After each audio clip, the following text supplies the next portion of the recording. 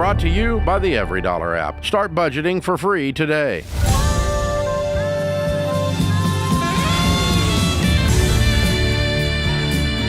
Live from the headquarters of Ramsey Solutions, it's the Ramsey Show, where we help people build wealth, do work that they love, and create actual amazing relationships.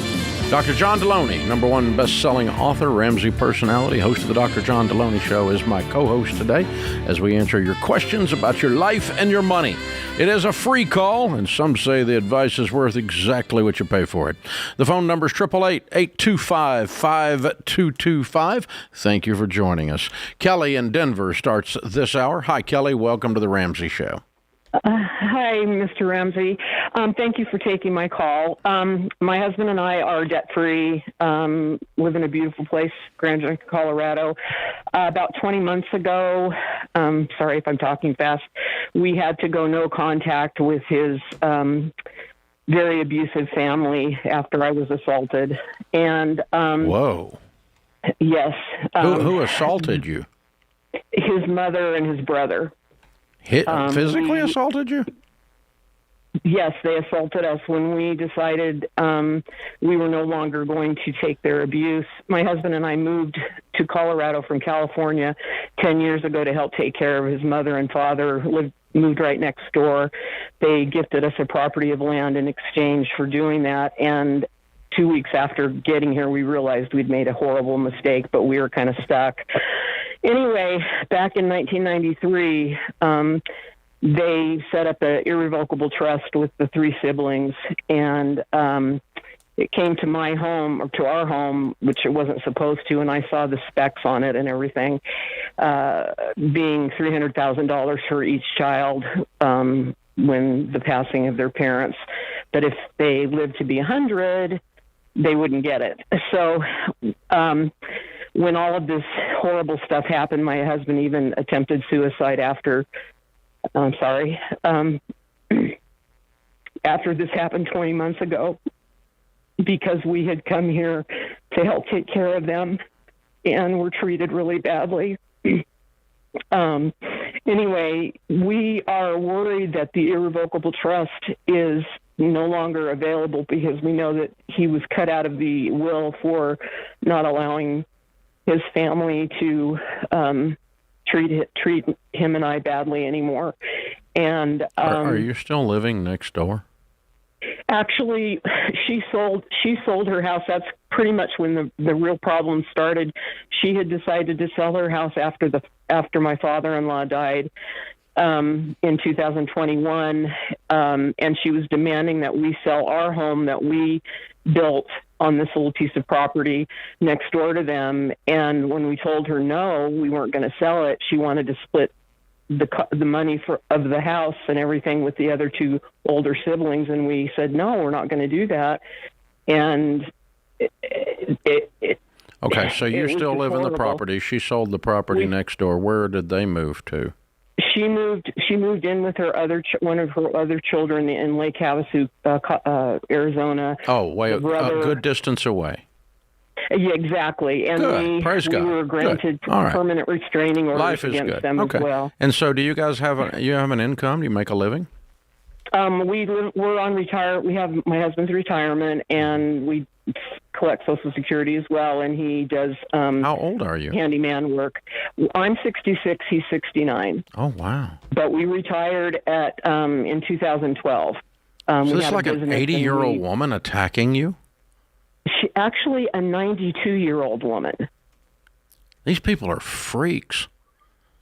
Well, our new neighbor happens to be a forensic psychologist, and he has been so helpful in helping my husband and I get through most of what we've gone through. Okay. So you have a piece of ground. You're 66 years old. You have Social Security coming in, and you have what else coming in? And you have a disability. Well, he has bipolar 1 disorder, but he never collected disability or anything. He always worked. We owned a business together. No, do you have income coming in? That's what I'm trying to get at, honey. Okay. Do you have Social Security coming in? What else do you have coming in? In retirement and his handyman work, he makes about $800 a month. But we're fine. Okay, good. We do You're very fine. well. So here's my point. It's not worth it. Well, that's why that was what we had decided. It's not worth it. It's not worth it. Could you possibly hold them to an irrevocable trust, depending on how it's worded, what state it was in? I guess you got a copy of it. You could take it to an attorney and get legal advice. If you want to do that, you can. For me, it falls under the heading of life's too short. Screw it. You're 66. Go on with your life. Oh, my God. Exactly, and that's what we've been doing. My husband. Except the part where you call me and ask me if because you're all worried about the trust. That part where you're not going on with your life. That didn't come up until just recently. And my husband, because he lived in a family where money was the manipulation. Yeah, so don't let him just forget about it. Don't worry about it. Yeah, walk away. If you get a check in the mail after she passes away, then great. But I would plan my life as though that money's not coming. And I would dust my sandals off and go on to the next thing, because it's just not worth your soul. Yeah, that's what we've been trying to do. And like I said, we're debt free. We have a good life. We have good friends. Yeah, miss our kids like hell, but it's been an awful thing. And watching where are your you kids? Guys the last where's your months. Kids? I've got 2 sons in California. I've got a daughter in Arizona and a daughter in Texas. You just miss them because of their distance. Yeah, we were extremely close family, and we left them to come. I know, but I'm saying you're still connected to them relationally. You just, absolutely. They just have to, like most people, they don't live in the same town with you. Can you sell your place and go be by your kids? You're speaking as though you're not adults and that you're trapped. That was our original idea, was to come here when his parents passed. No. That's all behind. That's all behind. Going backwards. Don't go back. Like today. Go forward. Put the house that you live in from selling your for house sale. Move to Texas or California. Live near your children. It's impossible now because of the cost of living. The home that we live in is worth just a little over $300,000, and if we move back to California where the grandkids are, there's just no way. We don't have the we wouldn't be debt free, and we want to live debt free. So we do go see them. So that's not a problem. Okay. So buy some airline tickets and just head over there, and life's good. Yeah, exactly. You could go. You've got a copy of the trust. You could go get legal advice, and it depends on how it's worded. Honestly, the weird thing about an irrevocable trust is it may be revocable. It's depending on who's where in the thing, how it's in charge, who's in charge, that kind of stuff. But really, it's I don't know who put it together. I don't know how it's written, and without reading it, I wouldn't have a clue. So you could go get legal advice if you want to, but every step you take towards, quote, defending yourself, unquote, puts them all back in your head rent-free again, and I really wouldn't let them back in your head. Think of it this way. Every conversation you have, everything you Google trying to figure this out is a choice to be miserable in the present. It's not worth it. Yeah. It's just not worth it. Yeah, no, I wouldn't spend it. Because even if you find out you're completely legally right, you might have to spend a tremendous amount of effort and money to force it. This is The Ramsey Show.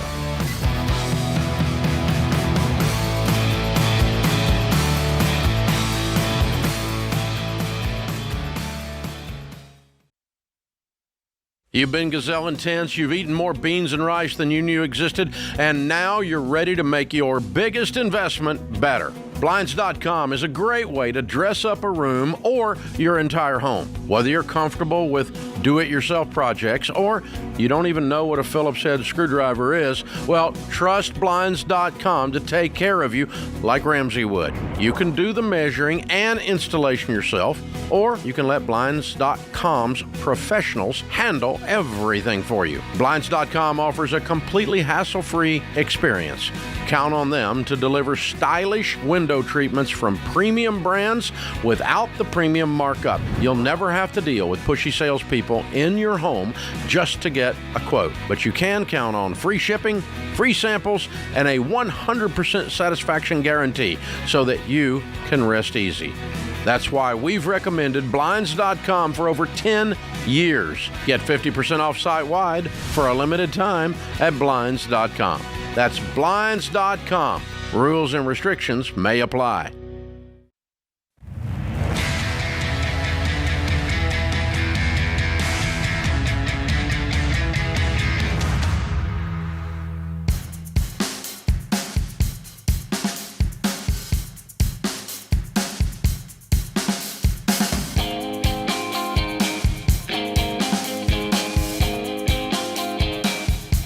Dr. John Delony, Ramsey Personality, is my co-host. Thanks for joining us at 888-825-5225. Daniel is with us. Daniel's in New York City. Hi, Daniel. How are you?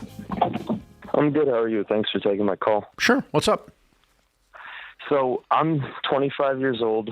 I make $100,000 for my W-2 job. I have a couple rentals that I cash flow about $40,000 a year from.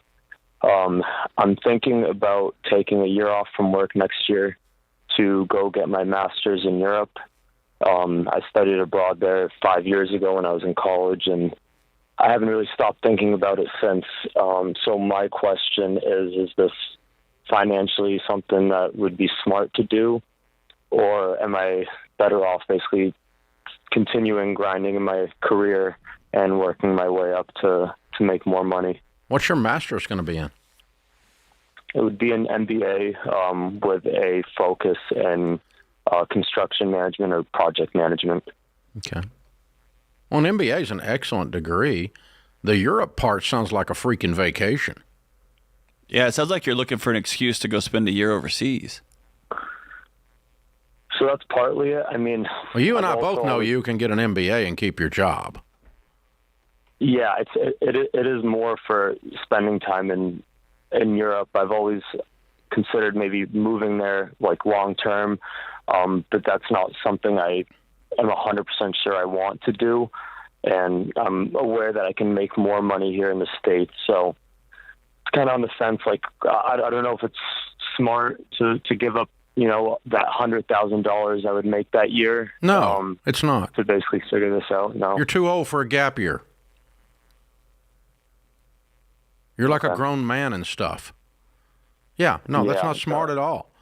Now, if you want to go to Europe and live in Europe and work and get your MBA in Europe and make $100,000 there, sure, if that's part of your life plan. But I just want to take a year-long vacation and blame it on education. No. And I'm going to suggest you're using the wrong metrics for a good life. You keep asking, is this smart? Is this smart? Is this good financially? No, not at all. Doesn't mean it's wrong, but you got to just take, like Dave did, you got to take ownership of, I want to quit everything and I want to go have a life over there. You're trying to do everything all at the same time and make it work, and it's just not going to work like that. You either got to take the jump and go get in the ring and just start swinging, or make peace with your life in New York. So if you got an MBA in construction management and wanted to live in Europe, can you apply that in a career there? Yes, I just know the salary won't be what I'm making here. No, but if you want to live there, that's what you want to do, right? Right. I just, the thought of living there sounds good to me. For me, the 1 year master's thing was a good way to basically test it and make sure, hey, this is something I want to commit to before I do fully move out there and get a job. You don't have anything to gauge it on because you're not actually going to be doing anything. You're taking a vacation. So if you go over there and set up life and don't like it, quit and come back. So go spend a year at a new job working and getting your MBA at night like you would normally do when you're 28. And that's the best some of the best MBA programs out there anyway are adult-based MBA programs. And study if you want to study in Europe and work in Europe. And then if you're there a year and a half, 2 years, and you don't like it, quit. Move back to the States. Apply your MBA then. That's not dumb. But there's an element of escapism and childishness to the way you're laying this out that I'm not going to endorse for you. I don't think it's good for you. Yeah. I think you're trying to find something that's not there. Or you're trying to be a boxer without getting hit. That's just not how the world works, man. Either go decide I want to live in Europe and like they say, what's going to stop you if you go there and after 2 years you hate it? You realize it was a bad idea. Just move back home, right? Come back with your MBA and get back to work doing something else. But I'm going to go over there on vacation and just kind of not have any responsibility. See, what you have is a selective memory about how cool it was when you were there. You forgot all the crappy stuff when you were there before. And so you want to go back to this unicorn dust thing again. And no, everybody has this. I mean, Uncle Rico had a selective memory about his high school quarterback days. No, that was for real, Dave. He got screwed by his coach. We all have selective memories about. Nope. And people say, well, the best years of my life were when I was. Oh crap, no. Uncle Rico got robbed. If Coach had just put him in, if they would have just given him a shot. Just give him. Give me a shot, Coach. But no, I think I'm just being your older, ugly uncle who tells you stuff, and that's me. Because I love you and I want you to win. I wouldn't tell my own son to do what you're doing. I would tell my own son to go work. I think he'll find a better choice of life and get a better sampling of what it'll actually be like. You're not sampling what it would be like when you're going over there as a college student. Absolutely. You got to have some skin in the game, man.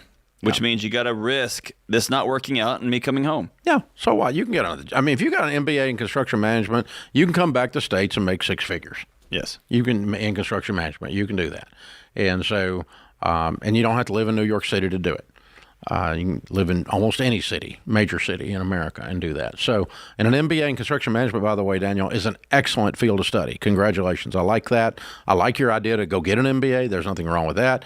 It's some of the most, I think, John, you can probably, you've got a PhD in higher education. You can comment on this better than I can. But my practical experience tells me that an MBA of all the graduate degrees probably has the best ROI. It's some of the studies that I saw back in the day, and I don't know how new they are, said if you get into an MBA program, go, because it can help. But a lot of those things have circled out and said if you're working while you're in an MBA program, the lessons that you can take from the classroom and apply them in your current life is very beneficial. And one of the other benefits of an MBA program is your classmates. And like that, one of them is going to go start a business and is going to remember you from class. It becomes an incredible networking opportunity, which suggests to me, if you also, in the loneliest generation we've created for ourselves, if you have a group of businessmen and women that you meet with regularly just to see how the world is going and what are you experiencing and how are things going, you might see some of those same benefits outside of an MBA program. But if my son came to me and said, Dad, I'm getting an MBA, I would cheer him all the way, and we'd figure out how to make that work. But it's a great degree. Versus a PhD in left-handed puppetry or German polka history. Yeah, I mean, German polka history's got some legs to it. It can. I mean, if you can dance right, man, and play the accordion at the same time, that's good. And pat your head and rub your stomach. Yeah. Ethan's in New Orleans. Hi, Ethan. Welcome to the Ramsey Show. Good afternoon, gentlemen. Hey, what's up?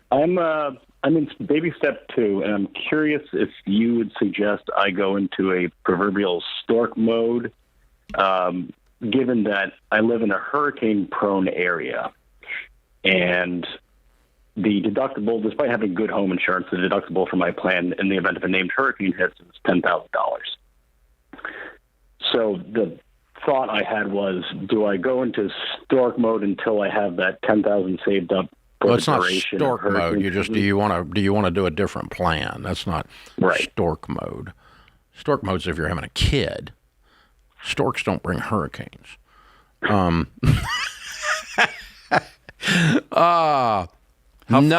if I lived there, I wouldn't. What's your household income? $200,000. Yeah. How much do you owe? I owe about $80,000. Yeah. No, I wouldn't. You make $200,000, you can come up with $10,000 very, very quickly in the event of an actual event hitting New Orleans, which averages less than once every 10 years. So, the last major one was Katrina, right? Well, New Orleans is the closest city. The last one for us was Ida, which was 2 years ago. Yeah, okay. Then it's going to be quite a while before you see another one, probably. You got the Weather Channel on watching Barbados getting hammered, don't you? Yes, sir. Yeah. No, you make $200,000, you can cover $10,000. You could figure it out. If it'll work out. You're gonna be all right. Turn the Weather Channel off. This is the Ramsey Show.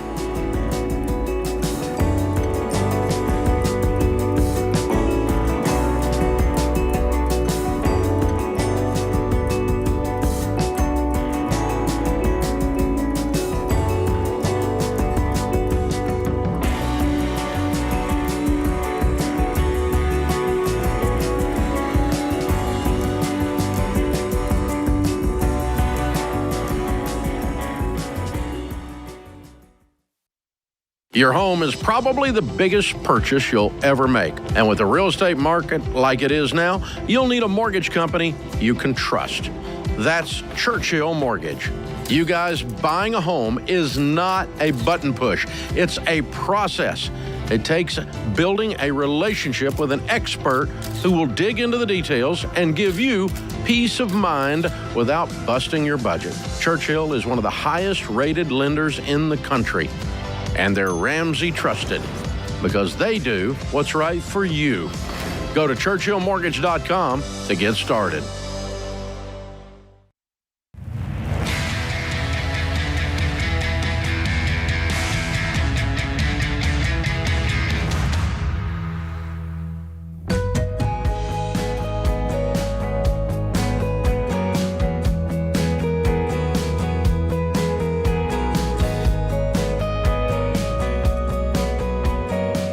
They just flashed the picture up on our YouTube screen of the cruise we're doing next spring. And the people that are going on this cruise that are friends of ours are so much fun.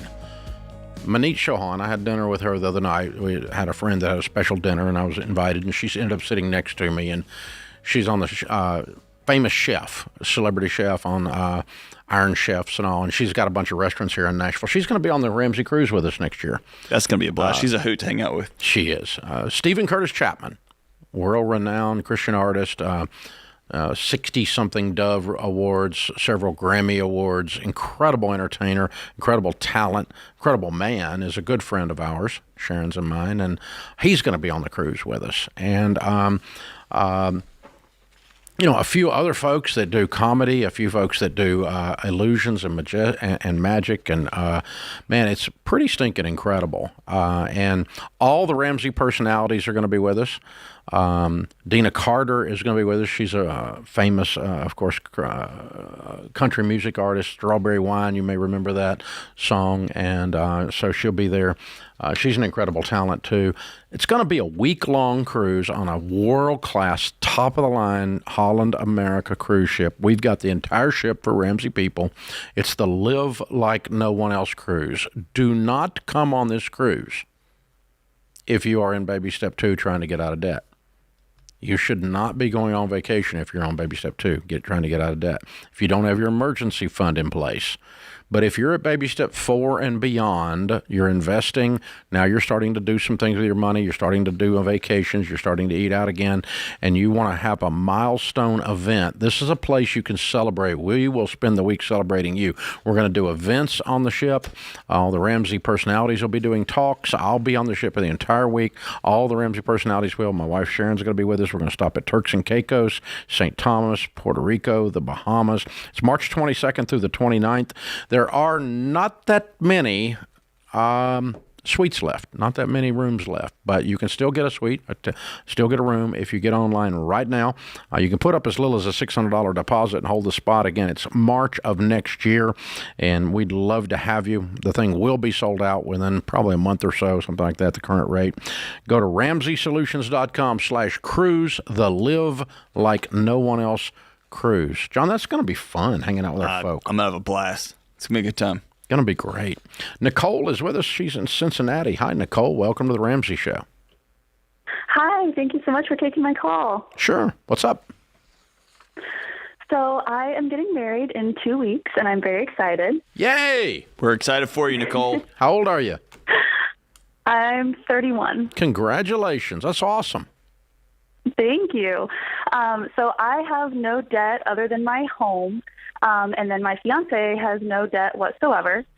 He will be moving into this house with me once we get married here in 2 weeks. Mm-hmm. He has been stacking up cash with the idea of buying his own home, obviously prior to our relationship. Mm-hmm. And so I guess my question is about he's wanting to chunk that cash at the house and pay down the house as quickly as possible. Cool. We're also, I feel like, a bit behind on retirement savings. Mm-hmm. So my question's kind of about that. And for him, he's never been in debt before ever in his life. And so he's a little nervous about marrying into some debt, meaning my home. Mm-hmm. So I think that's why he is really focused on that. Y'all are fun. This so is just cool. Looking So what are you guys going to make as a household once you're married? What's your household income going to be? We each make about $75 a year. Okay, so 150. And what do you owe on the house?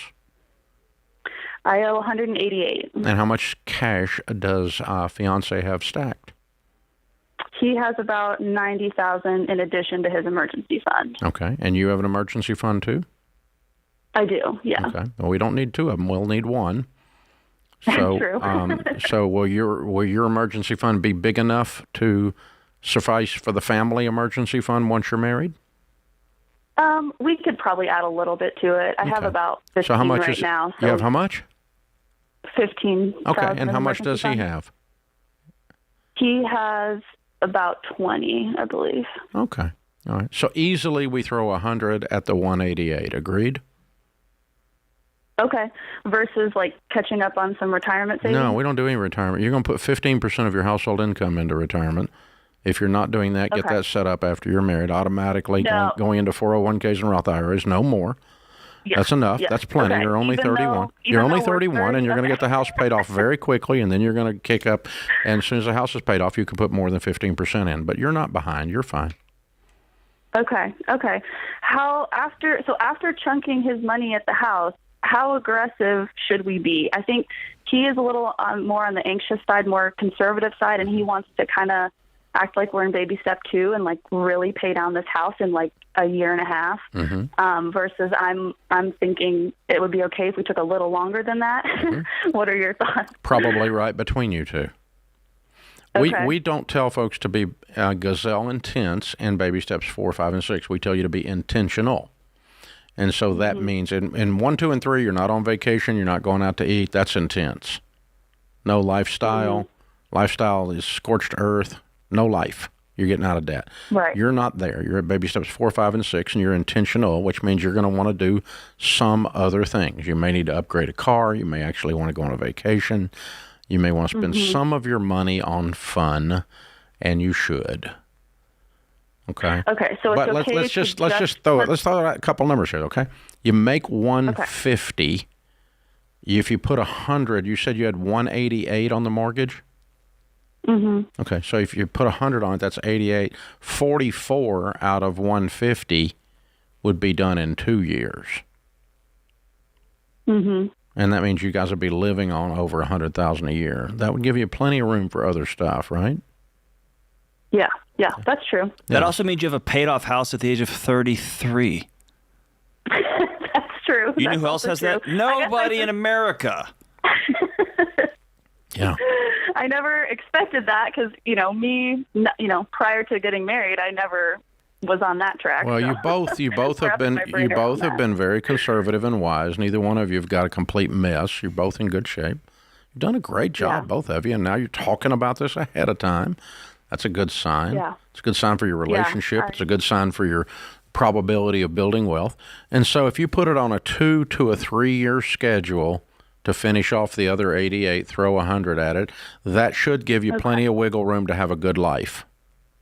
Okay, so just 15 to retirement. We don't need to do extra to catch up there. No. And then the rest of our extra money, quote unquote, can go towards the house. Right.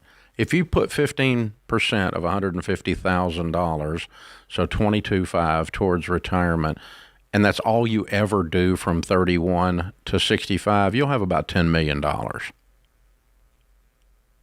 Okay. So you're fine. That's a lot. You're fine.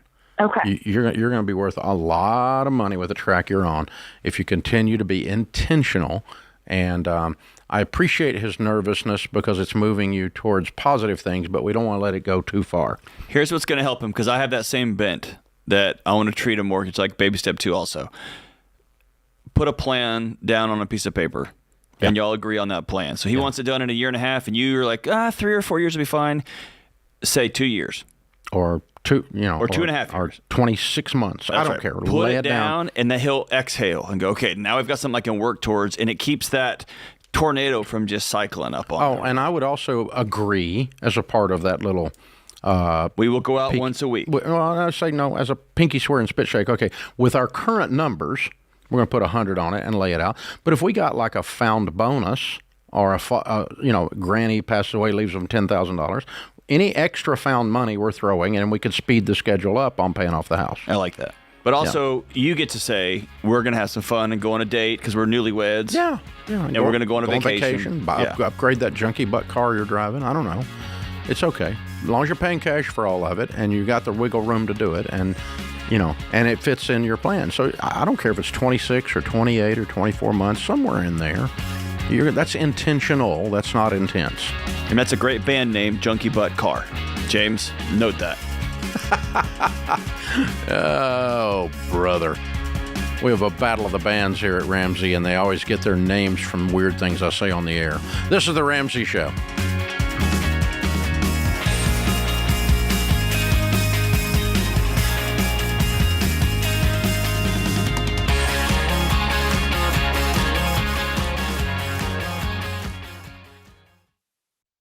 Hey guys, here's a quick math refresher. There are only 24 hours in a day.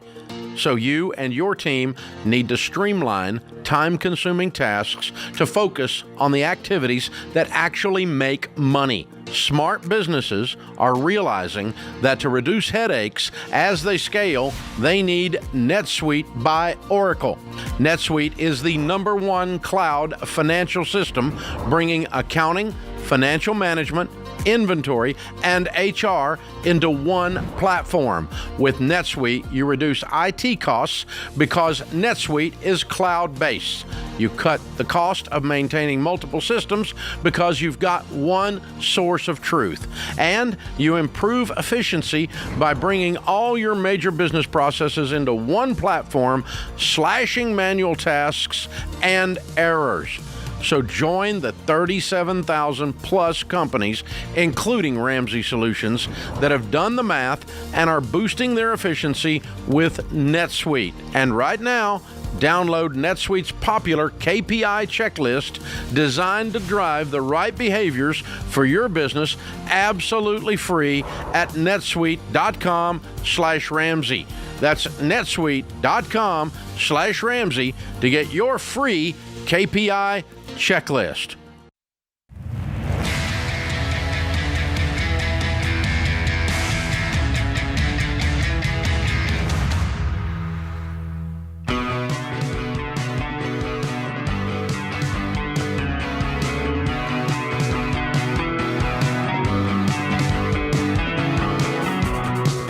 Dr. John Delony, Ramsey personality, PhD in counseling, #1 best-selling author. He's my co-host today. Open phones at 888-825-5225. Thanks for joining us, guys. Our question of the day comes from Jen in Tennessee. All right, Jen writes, I came to this country years ago with nothing. I've worked hard, don't have any debt. My house is paid off. Just stop there. That's so great. And I'm investing. Growing up with nothing and being so hungry and so poor created a scarcity mindset even now that I'm in a place where I have all the necessities that I need. Sometimes it's hard to wrap my mind around it, and it's hard to not feel guilty sometimes. I would love to hear your wisdom and advice about how I can develop a spirit of contentment. Whew. I have grown up my whole life in the States, Dave, but I identify with this. Okay. Like just that sense of feeling guilty sometimes, feeling like, why me? Like that sense of something's not right. And it's tough, man. How have you wrapped your head around that all these years? Well, I think this 90% of solving a problem is realizing there is one. So she's identified that she should not have this, but how do I not? I feel discontent, and I should be in a place where I'm content. I feel guilty, and I don't know, I didn't do anything wrong, so what am I guilty of? There's nothing to be charged with here. You didn't do anything. There's not a crime committed. You didn't wrong anyone. No one got hurt. You didn't steal your way into this position. You worked your way into this position. So, the only thing I've ever been able to come up with is that has helped me a lot. I balance my consumption with my generosity. Yep, me too. if I feel a tinge of I don't feel worthy to be here, which I don't. That's why I tell people I'm better than I deserve. I'm really smart and I work really, really hard, but the blessings in my life are beyond my smart or hard work. Okay? You're right. I mean, that's not humility and that's not false spiritual pride or something. It's not a humble brag. It's just simply an intellectual observation that I have a life that is beyond my smart or work ethic. I got good smart, I got good work ethic, but my life is beyond it, okay? Correct. So I'm better than I deserve. Those of us that are Christians, we call that the blessings of the Lord, okay? Which is beyond what I did. I played my part, but it's beyond what I did. And so you can say I'm better than I deserve. And that's like, people go, you ought to be positive and say you deserve it. But it wouldn't be accurate. I am better than I deserve. And also, it's a statement of grace. Doctrinally, I'm better than I deserve because I deserve hell, and I'm not going because of Jesus. Okay, so all that stuff. But aside from that, when Sharon and I are able, I remember the first time I tithed, because I give 1/10 of my income to my church. The first time I ever made $100,000, and I gave a $10,000 check. I was like, oh my God, that is so much money in one lick. I mean, one time I like want to kind of announce it, like this is going in the plate, boys and girls. Look at me. This is happening. $10,000. I mean, it kind of all that stuff went through my head, but it's just a normal rhythm of our life. So we automatically did it, but it was still like, wow, that just happened. And I've continued to have those feelings with, that now we're able to give more than we used to make, a lot more than we used to make in a given year, and so, so generosity helps me go, okay, it's part of the rhythm of my life, and it helps me to not, quote unquote, feel guilty. I don't ever really feel guilty. I've not had that issue. But I do have the sense of I've gotten more than I deserve, but I don't feel guilt is not the word for me. It's just unearned blessings. That's different than guilt. You know what I'm saying? Yeah, the word that I hang on that has stuck with me and that has been very helpful is practicing. So Jen was surviving her whole life. Yeah. And now she gets to practice giving. She gets to practice enjoying. Godliness with contentment is great gain. And so if you've never done it before, so if Jen was asked to start learning a new language or Jen was asked to start doing gymnastics, she would stumble and fall and hurt herself and sprain an ankle. It's part of it. Same as giving, same as contentment. Yeah. So when I remember I felt so guilty a couple of years ago buying a guitar. It sat on me. Mm-hmm. Mm-hmm. And so I went and found somebody to give a silly amount of money to, like to donate toward a thing, as not a way to offset it, but as a way to practice.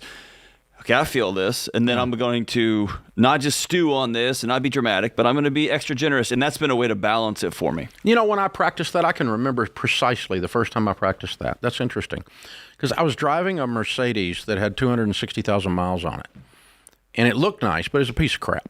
It was completely used up, and a guy that was working for me at the time, I was probably worth a couple $1 million, something like that. A guy was working for me at the time, was in the car. We jumped in the car and we were driving to Chattanooga from Nashville, which is a couple hours south of Nashville. And stupid thing overheated. And so I'm off the side of the road at the dadgum truck stop, rummaging through the dumpster trying to find a bottle to get, to get some water and pour over the radiator, because I'm a redneck. I know how to fix the stupid car and keep it going, right? I know how to get the thing cooled off, and I'm going to get it on down to Chattanooga. And this guy working for me is a friend of mine. He's just ragging me to no end. You freaking cheapskate. You've got millions of dollars, and we're here on the side of the road because you're too dadgum prideful to buy a decent car because you're afraid of what somebody will think about you having a nice car. Ooh, gotcha. Totally got me. It owned me, because that's exactly right. I had reverse pride. I was like, I can drive whatever I want to drive. Well, I was driving a piece of crap. And I was afraid that somebody would think, since I'm on the radio telling people to sell their car, that I shouldn't be driving a nice car. And it made me process through the philosophy that she's dealing with here. And when I got home, I went and bought a 2-year-old Jag, which was a great car. And I drove that car for a while. It was the ones back when Ford was making Jags. They were good cars. And I don't know, they may still be making them. I don't know. But it was a great car, like in the 90s. And so anyway, that was a while back. It was a couple decades ago. And then fast forward, I went the other way. Up in 2014, I got a bunch of criticism for having a nice house. Some guy decided he was going to go bananas on the internet, and it pissed me off, these left-wingers, communists telling you can't succeed in America and you should be ashamed of success. And I went the other way, and I went and bought 3 cars. You showed them, Dave. You showed them. I drove one of them today. It's a 2014. So, but so you could but so I think the moral here is saying it out loud and then practicing your way through the emotions and not letting other people set the tone. Right. It's not about other people. It's about what's right between you and God. Are you being proper towards your family, towards your community, towards your future? And being responsible with that, have you done anything wrong? Are you morally out of whack somewhere with how you're gaining the money? Probably not. But then there's always some moron out there that's going to be envious or jealous that throws dirt on the Jen's success. Whatever side you're doing. It could be your family. Yeah. It could be something else. Like we say, you're getting above your raise and all that stuff. But anyway, you just say, look, it's between you, your brain, your conscience, and God. And if you can get that straight, and that's a matter of practicing, adding generosity to the equation, intentional generosity that grows as your income and your wealth grows, so that the generosity is not back at your old income level or your old wealth level, and your enjoyment grows as your wealth grows as well, and your use of money for personal consumption, the quality of your vacation, the quality of your dining out should go up as you go along, but not so much so that it's out of whack. All of that fits into this contentment issue. It's a great discussion, Jen. It's a great question. And I think the meta thing here is it's okay to feel weird anytime you're doing or experiencing something that you're not used to. That's okay. You're not crazy. Not something wrong with you. Matter of fact, there'd be something wrong with you if you didn't feel weird. Right. So just make sure you practice. Practice your way through it. That's good. Good word, John. This is The Ramsey Show.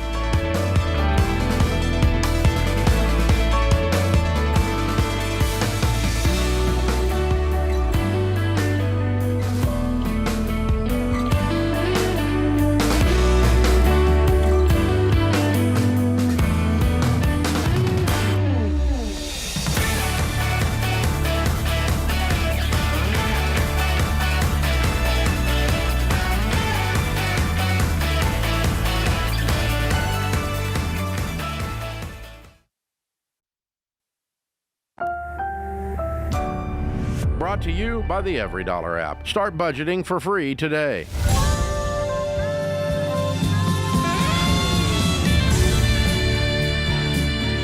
Live from the headquarters of Ramsey Solutions, it's the Ramsey Show, where we help people build wealth, do work that they love, and create actual amazing relationships. Dr. John Delony, Ramsey Personality, is my co-host. Open phones at 888-825-5225. Dr. John is a PhD in counseling, #1 best-selling author many times over. Also host of one of the more popular shows on the Ramsey Networks called The Dr. John Delony Show, where people call him for on-air questions to the counselor. Well, you can get to him today. 888-825-5225. Crystal's with us in Colorado Springs. Hi, Crystal. How are you? Hey, I'm good. How are you? Better than I deserve. What's up? Yeah, so I'll try to make a long story short. I have a question about where and how to move forward with a relationship with my dad. He recently wrote me a letter about a situation that happened 3 years ago that he felt I handled wrong.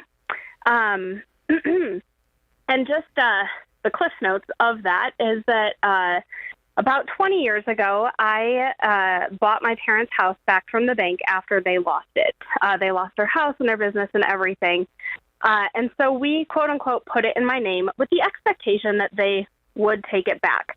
But over the course of those 20 years, my dad cheated on my mom, got divorced. I ended up moving into the house, and so... It's been in your name all along. Yes, sir. Okay, so you ended up with a house after all. Sure did. Yep. Okay.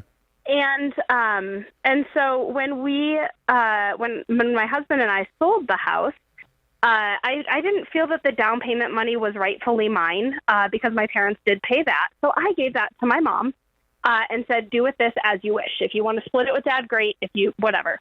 But the proceeds from the house I felt were mine because it's been my house for that length of time.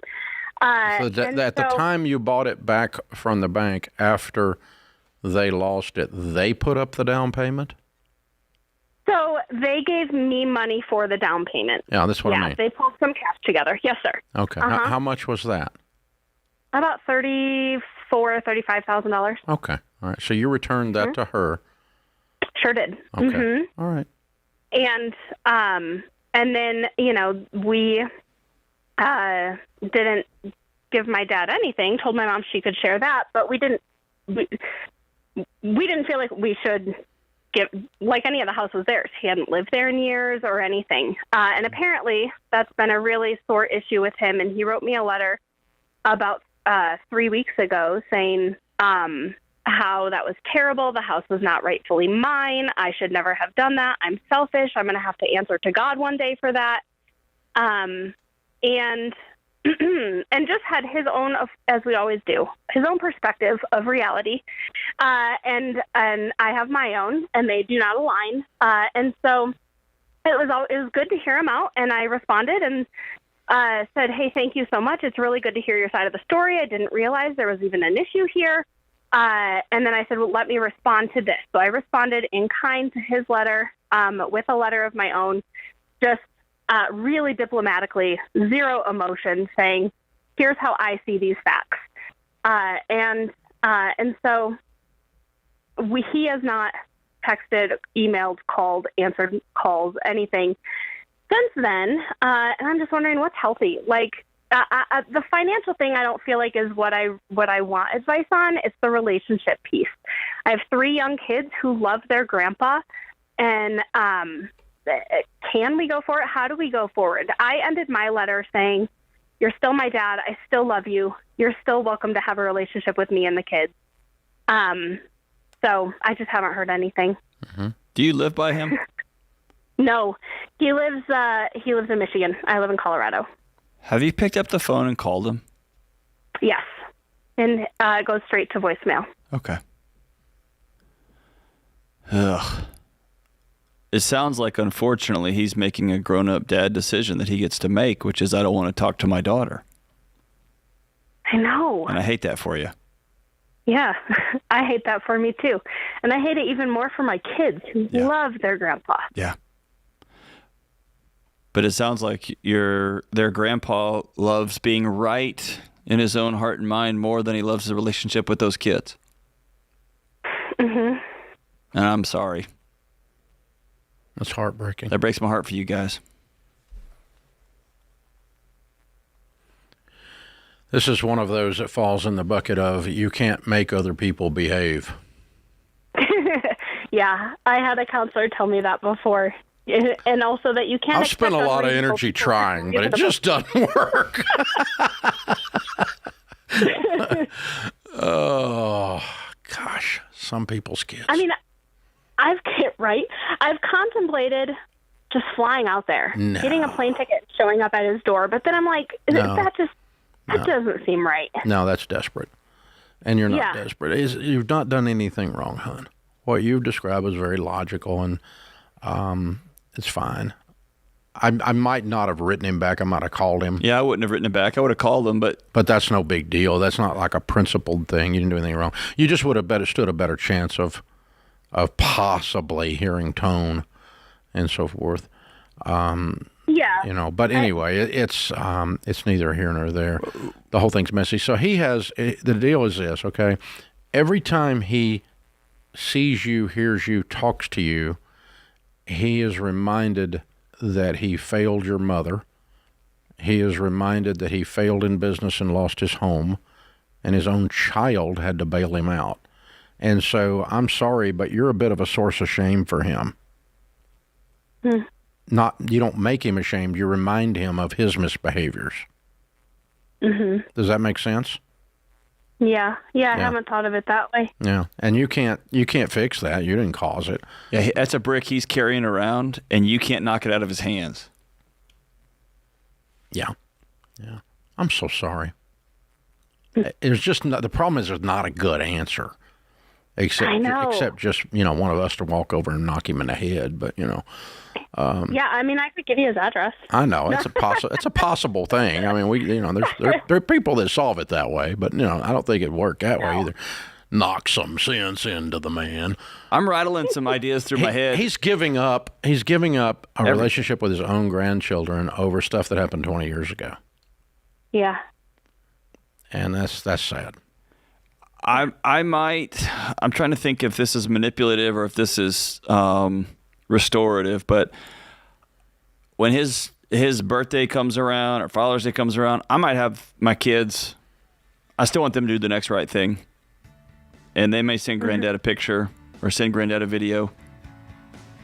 But you'd have to be very careful about your spirit on that. Yeah. Not to stomp on, but to make sure those kids know that even when things are tough and someone chooses to not respond to you, that until they say, stop calling me, that we're going to continue to try to love them the best we can. But I'd have to think twice before I did that. But you do not change your principles to attract him either. Correct. And you've been doing that your whole life. Don't do that. Yeah, you stood up this time on proper ground. You stood at somewhere along the line. You've done some good work. You're standing on proper ground. The decisions you made were all accurate. This is the Ramsey Show.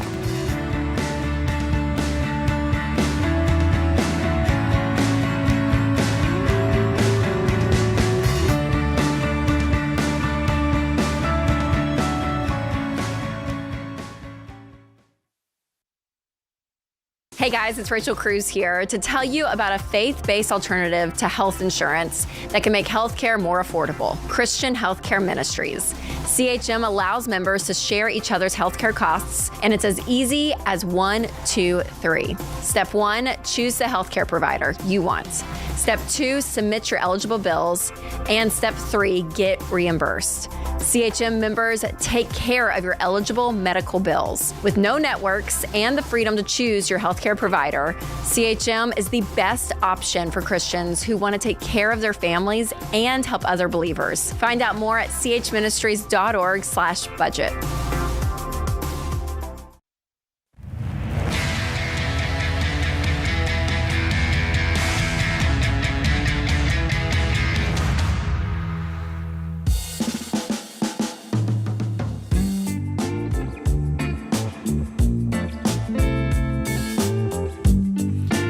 If you guys want to help us out, we could use your help.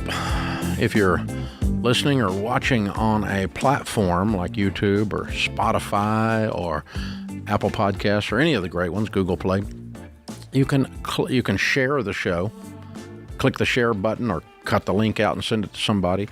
You can follow or subscribe to the show. That's a big help, because it changes the numbers and the algorithms that they use at these platforms, and it causes them to offer our show to more people, since more people are watching and listening. We know you're doing that because it's blowing up. Our numbers are way up. Thank you very, very much. We appreciate that. And you can leave a nice 5-star review. If you're listening on talk radio, just tell folks where you're listening. That's sharing the show. Word of mouth is still the best marketing in the United States of America today. And you prove that every day, because you're our only marketing plan, and the show's still continuing to grow by leaps and bounds. Thank you. Doug is in Phoenix. Hey, Doug, welcome to the Ramsey Show. Hey, guys. Thank you for having me on. Sure. John, your show's amazing. Thank you. Great job. Thanks, brother. So jumping to my question, I am in a spot. I have a company that came recruiting me, and they're offering me a much higher increase in my base salary. My current company contributes quite a bit to 401k, and they have company stock that they basically hold. When I look at the net numbers, the new company is a little bit more, but it's cash in my pocket and in my actual earnings. The other, they can kind of retain it. If you leave and go to a competitor, they can hold it back and not pay you out. And so I'm kind of weighing this option. We're in baby step 2 right now, trying to pay off debt. And wanted to know your advice on how much of the cash in pocket versus the bennies is how much of that is the swing? So I'm looking at my base salary would go from about 130 to right around 200. Whoa. Yeah. There's a 30% swing. Yeah. Okay. In cash, not in kind. I mean, in kind, it's about a net, but about a 30% swing cash in pocket. That's a lot. What do you do? I'm in commercial banking. Okay. All right. So the other thing is, I don't want to trade short-term gain for long-term pain. Yeah. So if you're going over to a toxic, hot mess, grotesque bank, don't do it. I mean, life's too short, right? And if you're going to some place where you'd be capped out and there's no chance of your career being furthered, and at the other place you could grow, I wouldn't want to do that. So I don't want to take the short-term money and then then 2 years from now regret it, right? Jeopardize, yeah. Yeah, I think what I look at with the new place, the opportunity is really, really good there. They've sort of come new into an area, and they need someone to lead out a team and stuff. So culture and environment, decent or good? Yeah, they have a very good track record in that area. Okay. Leaving the place where I'm currently at, it's sort of unknown what the path looks like. There were some things that they kind of promised that didn't pan out, and so it's sort of I don't know. But the other part of it, in this baby step 2 journey, we're got into a lot of debt over the last few years. Are you moving? Financial to take the job? No, it'd be same market. Okay, so there's no baby step 2 issue because you're moving up in cash. Yeah. That's better than I'm a side gig. That's if I'm jumping into something in order to fix some. Yeah, I just don't want you to do short-term gain for long-term pain. That's all I'm saying. Okay. If the long-term gain, like culture and upside for the career, is great, and the money's more, it becomes a no-brainer. Yeah. I think. Am I missing something? No, I think I think that the things I'm trying to make sure I'm not doing is trying to fix a big problem with a now money thing. There is some unknowns in the new place. They don't have a long track record in this market, so I'd be kind of creating a culture and building out a lot of that stuff, But Doug, it creates some excitement. You want to fix a big time problem with right now money. That's what baby step 2 is. Yeah. There's got to be something else here. They're offering you have y'all stopped your spending? Are you doing baby step 2 correct? Or are you just still spending like you're in Congress? Yeah, no, it's been the last 10 months or so we've really ramped up. And you and your wife are on the same page, and there's not a problem? Yeah. So you've changed the cause of the problem, correct? You? Yeah. Yep. Okay. Me, exactly. And if that's changed, then there's no downside. Now, if you're trying to Band-Aid over half butt doing baby step 2, then yeah, we could go there. Yeah. But I didn't hear that. No, I think we talked actually just recently as we're kind of contemplating this that, we need to probably get fully on board. I think there's some spending, where it's like, oh, we went over in that, we just kind of bumped the budget amount up. So I think there's some tightening up of that we could do. And we're not doing this to consume more. We're doing this to get out faster and because it's a good career move, both and. How much do you owe, Doug? Yeah. We're about $150 between HELOC and credit cards and solar and car. So what does an extra $70,000 a year do to escalate this for you? Yeah, I mean, or to accelerate this. We're done in less than 2 years. Yeah, no brainer. I would have done it yesterday. You better be. Yeah. Okay. Yeah, get after it as long as you've addressed the issues. Now, if you're just doing this to mask over the fact that you really didn't change, and you told me you're doing baby step 2, but you're really not, because you're half butt dragging along and you're still going on vacations and still buying crap you can't afford and that kind of stuff, then that's a different issue. If you are masking over it, then this is not going to mask over it. It's going to come back. It has as my friend Les Parrott says, when you bury these things, they have a high rate of resurrection. So this stuff will come back to haunt you if you do that. But if you and your wife have really both said, look, we've been out of control, we're stopping the out of control, we're going to be in control, we're going to live on beans and rice and beans for a period of time and get this $150,000 in stupidity cleaned up, and then you take this job, then I'm in. Do it. Layla's with us. Layla is in Washington, D.C. Hi, Layla.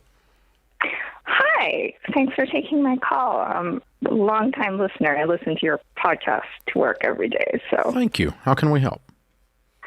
Well, so long story short, this Saturday, my husband and I had like a series of not pleasant like rental car experience. And so my husband, I think, emotionally decided to buy a car over the weekend, and he put a deposit down, but like we can still backtrack. And I was wondering if you had any tips for talking him out of this decision, because we really just don't need a car. Okay, you had an unpleasant rental car experience? Yeah, like we got a zip car to just get out of the city for a little bit, and it was just... You don't like, own a car? No. Okay, so your husband said because it made him recognize we might want to own a car. He put a deposit down. Do you have the money to pay cash for the car he put a deposit on? Yes. Okay, is it a brand new car? No, it's a used 2012. And how expensive is it? It's $9,900. Okay, and what's your household income? So he makes $130 and I make $99. Okay, all right. So, do you have any debt other than your home? No, we're on baby step 4 and we don't have So kids. why can you not afford this car? We can, we just don't need it. And part of the reason that like we picked where we lived was like his whole argument was that we wouldn't need a car. So, yeah, but $10,000 in a used car is not going to change your life much. Probably not. No. It's a big car. It's like an SUV, and there's just like the two of us. So I don't know. I feel like there's the type of car, and then there's I don't need a car, and then there's I don't like this car. And I think you're being emotional. There's a whole lot of things you're accusing him of here. So I think you need to get on the same page. But the answer to your question is, can you afford a $9,000 car if you're paying cash for it? Yes, you can in your situation. And so, no, I don't need to talk him out of it. But you may need to talk him out of which car he's buying because you don't like that car. You should be aligned on that before you make a major decision together. And that's happened at my house, I can promise you.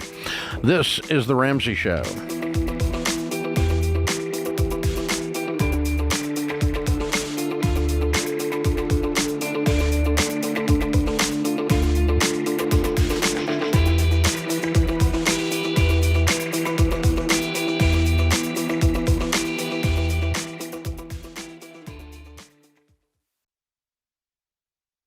You know, it doesn't take a degree in statistics to realize that this one stinks. 93% of undergraduate private student loans are co-signed. So when you're delinquent and drowning in private student loan debt, mom or dad or Uncle Joe is stuck in that financial stress along with you. But there is a way out.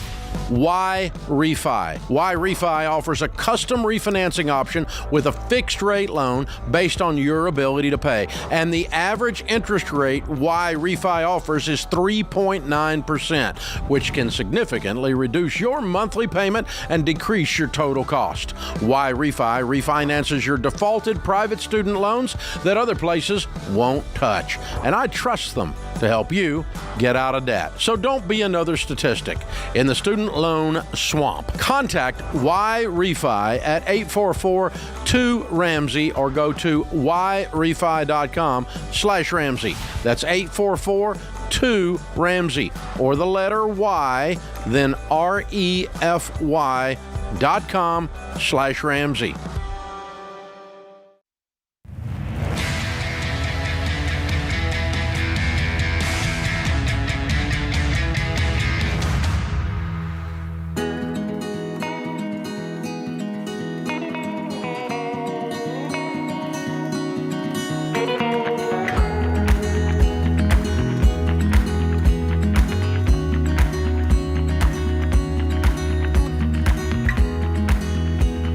Dr. John Delony, Ramsey personality, #1 best-selling author of the book, Building a Non-Anxious Life. He's my co-host today. Open phones at 888-825-5225. Daniel's in Colorado Springs. Hey, Daniel, what's up? Hey, Dave and Dr. Delony. Such a pleasure speaking with you, too. You too, sir. How can we help? Okay, so I have two questions. One about my business, one about my house. I'll give a little background. So I just hit 4 years from filing bankruptcy about a week ago. Was about as broke gets. I now own a construction company that I opened April of 2021. The mental impasse that I'm at with myself is, do I sell this business in a couple years? Do I just continue to do this and continue to hire more people so I'm not working as much since I'm about to have my third child? Like, I feel like asking these questions to myself almost makes me feel like a sellout because I care about my employees, my best friends, my vice president, and I just don't know what to do. Okay, why would you sell it? I don't want to do this forever. This wasn't even really a plan. I opened in April of 21. Before that, I worked with a guy who was probably the worst human. I'm prior military, and I've dealt with some bad people, but this guy, he broke me to the point where I opened my business because I didn't want to be an employee again. Mm-hmm. And it takes so much time away from, my two daughters that I have, 4 and 1, and then I'm having my third child in January. Wait a minute. You work at night? No. I usually get home at like 5 or 6, and then my girls go to bed at 8. So why does that take so much time away? That's like a normal job. That's fair. The part that's in my head of where the bulk of my time was spent was June of last year. We got a really big hailstorm in the Colorado Springs area. Yeah, but that's not every day. That's not that was a moment in time. That was an anomaly. I'm talking about day in and day out. You're home at 5 o'clock and you're telling me you're taking too much time away from your kids. That's absolute bull crap. Well, and I only get my kids half the time as well. I know. Okay, I didn't know, but that doesn't change the equation, does it? Their dad still has a job. Right. It's like a normal human. That's fair. Or do you think you're going to sit at home with a 4-year-old? No, that leads me into the same question of, if I did decide to sell it, and for the record, what brought this to my mind, the company that I started with in 2017 when I got into this industry, he owned his business for 6 years and then sold it to private equity, made a really big sum of money. I don't want to go that route because I don't necessarily know what else I want to do, because this is kind of all I know other than corporate America and before I've gotten into this industry. And what I don't want to do is sell my business, make a good amount of money, and then not have anything else to do. So agreed. My question is... And not have any clue why you sold it.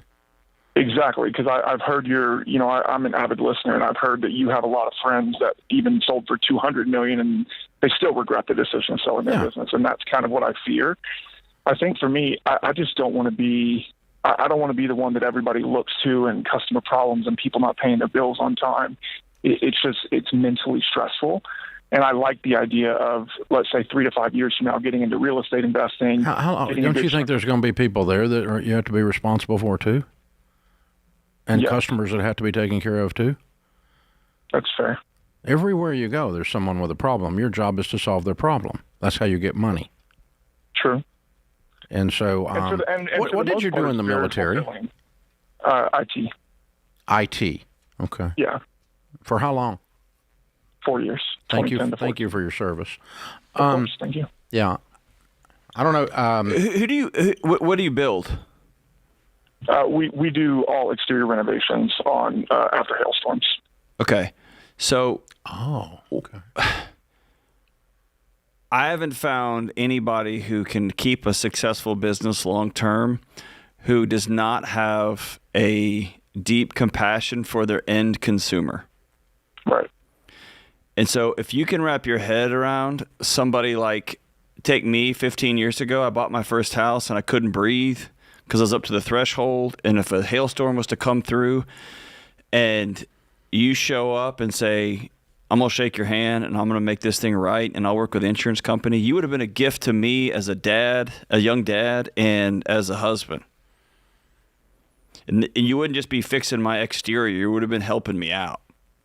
And that's kind of why I do what I do, because I used to work in insurance on the other side where I was the one responsible for handling the claims, and I didn't like that because I was protecting the multi-billion-dollar insurance companies. Now I get to protect your average homeowner, which that is absolutely the most fulfilling aspect. So if you stay you have to be willing to deal with the crap on either side of the highway, because your mission is, I'm going to take care of those homeowners who just got caught under the wrong storm.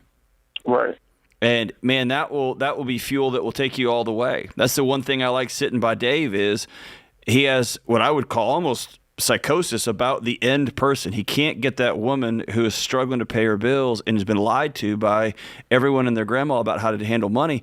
And he's got an answer for her. And if you're not, and I have the same obsession with people's marriages. Like, so you have that. I feel like you're looking at a lot of Instagram telling you how to flip this and ROI this and get the money there. And bro, you have something that brings you joy in your life, and your daughters are going to be filled up by watching their dad work hard on behalf of the average homeowner in their community and show up ready to rock and roll as dad once he picks up his girls. I agree. I think you're struggling. And that's what puts me in the for the record, I don't have Instagram. I don't follow any of that. No, I know, but you know what I'm talking about. Somewhere you're getting fed information that tells you what you're doing is wrong, and nothing you're doing is wrong. I can agree with that. Running this business for the next 30 years is not wrong. Selling it and moving on to something else is not wrong, but it's not going to solve. It's not going to give you more time with your kids if you have a life and have a career and have dignity in the workplace. And it's not going to avoid responsibilities if you have a life and have dignity and you're plugged into the workplace. And you're not going to avoid angry customers if you have life, have dignity, and are plugged into the workplace. All of those things are going to be anywhere that there is money. That's fair. In my mind, I think where the mental impasse is I'm at the point now, like we've grown very much. So I started in 2021. We did 800,000 gross. 2022 did 1.6. Last year did 4.1. This year we're projected for 8. And I have in my mind, well, if I want to continue to scale to this rate, it's going to eventually continue to take more time. So do I want to do this for 10 more years? No, it doesn't take more time. It takes less time because you're getting big enough now that you're going to be able to afford the quality leadership team as well as quality people. You haven't grown your internal infrastructure inside the business, and so you got the whole weight of the thing on your back. That's what's crushing you. And so you've got an internal business structure problem. You've not spent enough of your profits on team to put leadership structure in place. The best time of my business life ever started about a decade ago around here. And we were at that point at about $100 million, and I could afford to put leaders in place that were smarter than me, that managed segments of the business that were larger than the original business was as we grew it. And my life became amazing because I just stood back and watched other people do amazing work. And I was at home at 5 o'clock at night. And have been at home for several decades at 5 o'clock at night because of delegation to quality people. But spend some of your profit on your team. And here's the deal, dude. You got some internal growth. Plug into the Entree Leadership System. Go over to Entree Leadership Elite and plug into it, our Entree program, and start listening to the Entree Leadership podcast, because that's exactly what's going on with you. You're doing the work. You can't scale past where you are. You're what we call the trailblazer stage. There's 5 stages of business. It's like there's 7 baby steps, and you can't scale any further until you build your infrastructure out internally. Your systems and your processes and your leadership org chart sucks inside this business because it's hockey sticked. It's gone up and to the right fast on you, and it's getting away from you, and you feel out of control. And that's what's scaring you. Now I finally found it. It was in there somewhere. Okay, this is The Ramsey Show.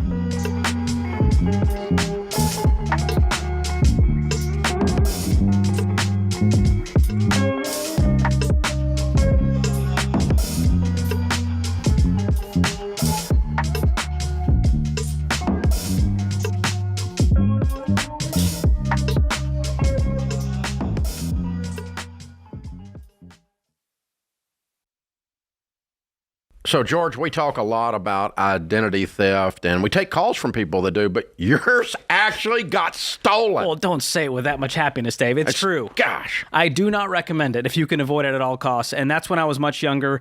I had worse hair and a negative net worth. But I worked at Ramsey at the time, and so I was covered by Xander ID theft protection. So thanks, Dave, for covering all of us here. Absolutely. Well, one thing, Zander helps us do that. So it's a great benefit for the team, but it's a great benefit for everybody because Jeff Zander and I have been working together for, 25 years. We've been doing stuff together since before there was an internet.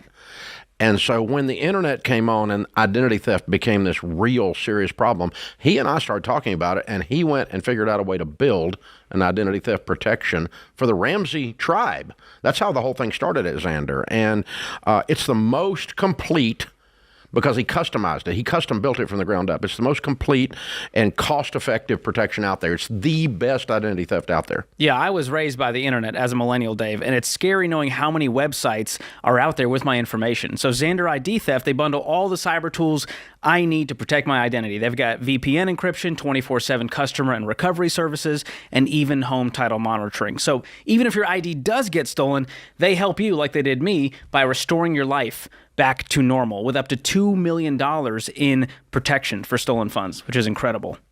That's a big deal. So, guys, you can't go without ID theft protection in today's world. It's just too much going on. There's too many people have already stolen your identity. It's out there floating around. You've got to have this full recovery protection. Zander is the best. So, Zander.com. or call 800-356-4282 for the most complete identity theft protection out there. Zander.com, 800-356-4282.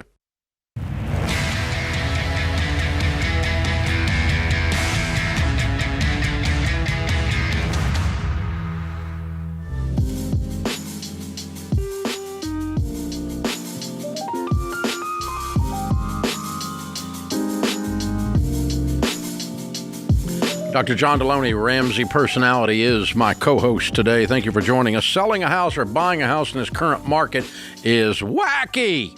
It's crazy.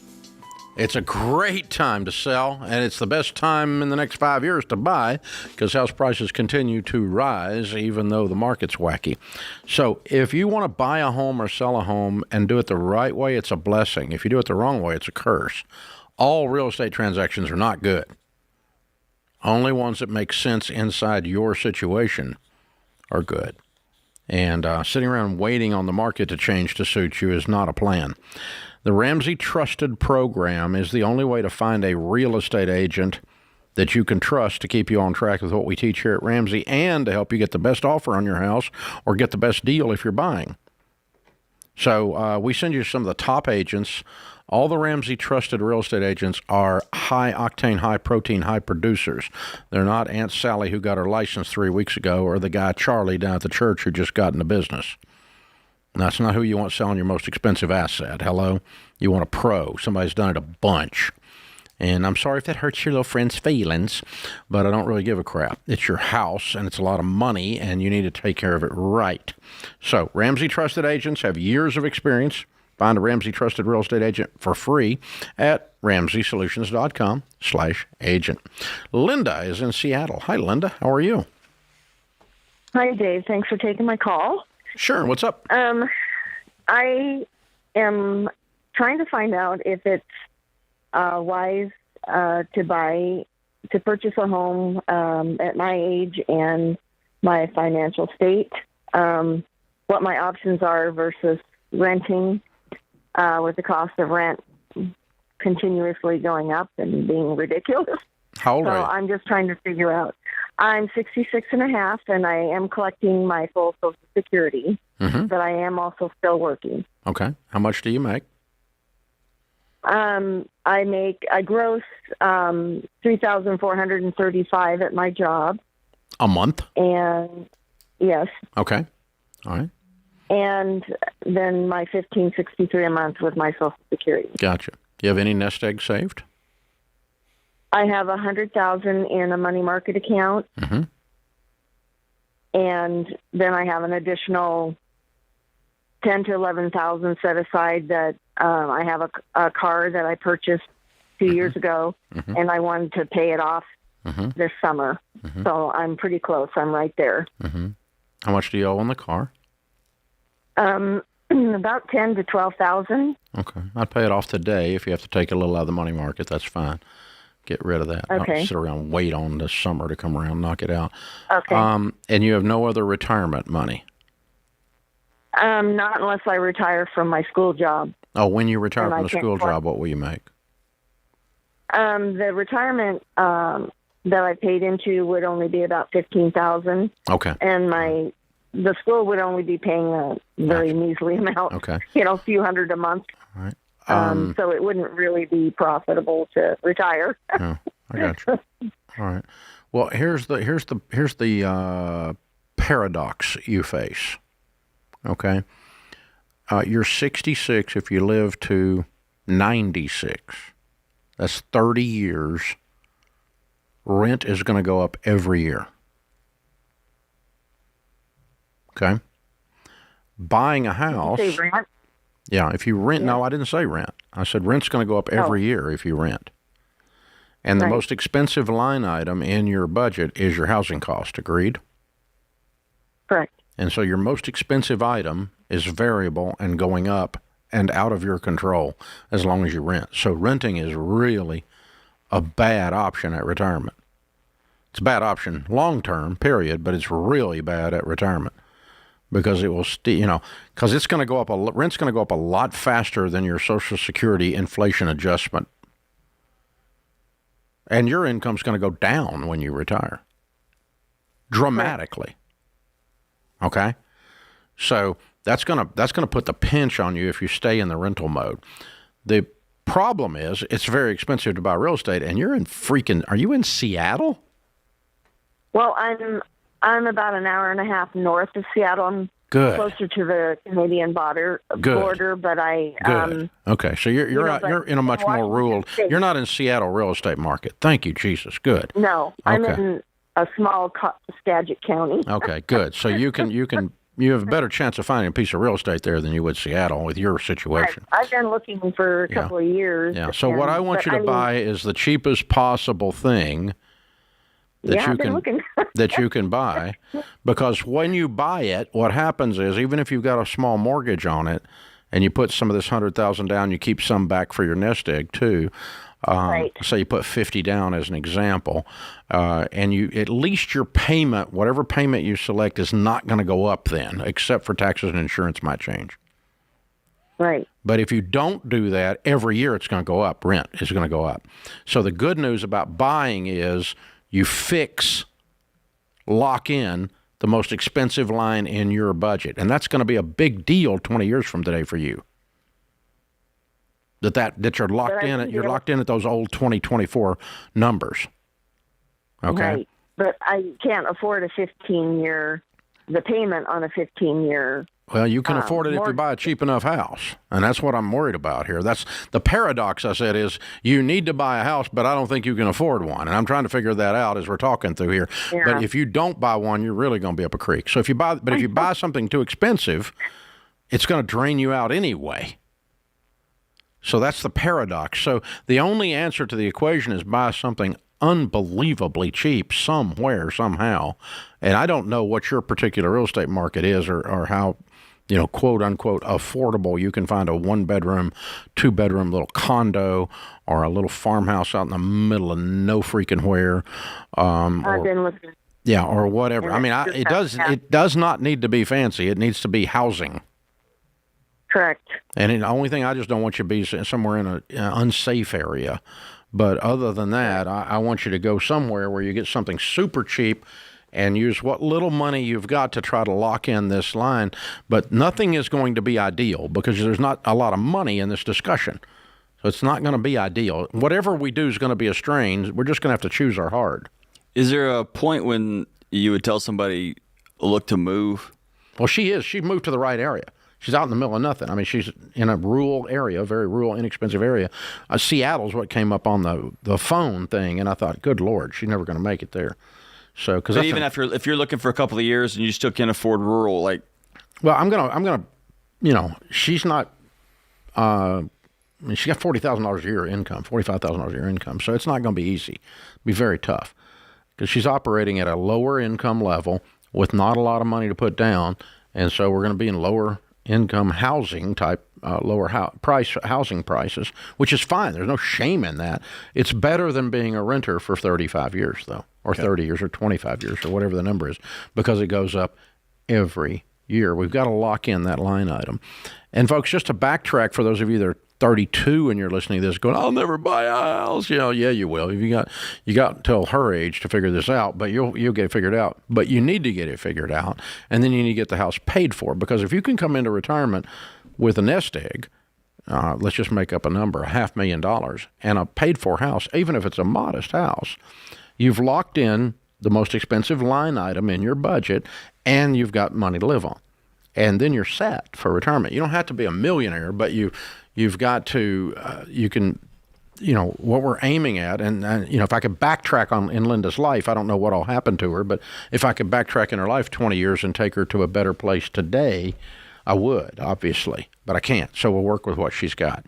So I'm going to buy the cheapest possible thing as soon as I possibly can. And then if interest rates go down, you can refinance. Folks, you marry the house, you date the rate.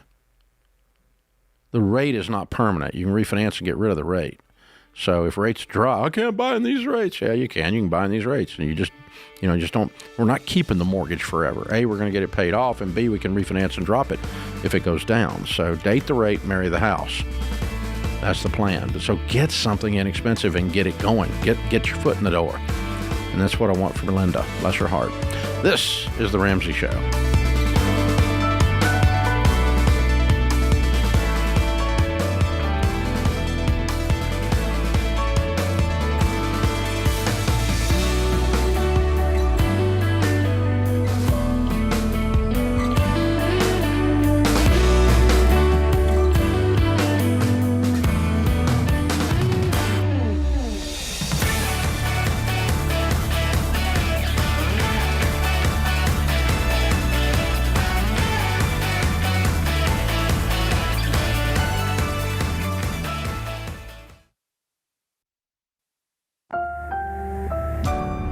Brought to you by the EveryDollar app. Start budgeting for free today.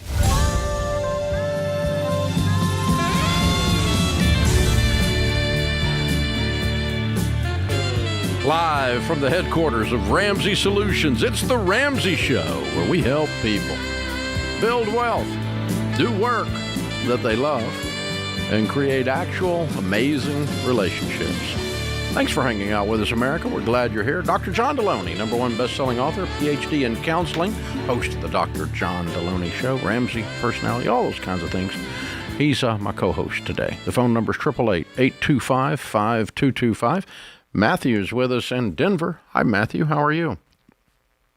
Hey, Dave. Hey, Dr. John. Thanks for taking my call. Sure. What's up?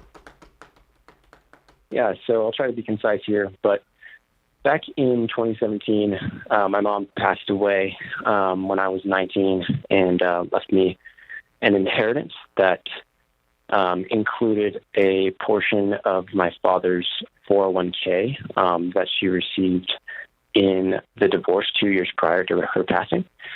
Of that amount, my father asked me or requested a $40,000 loan 2 years ago to assist in his completion of his retirement home with his now wife.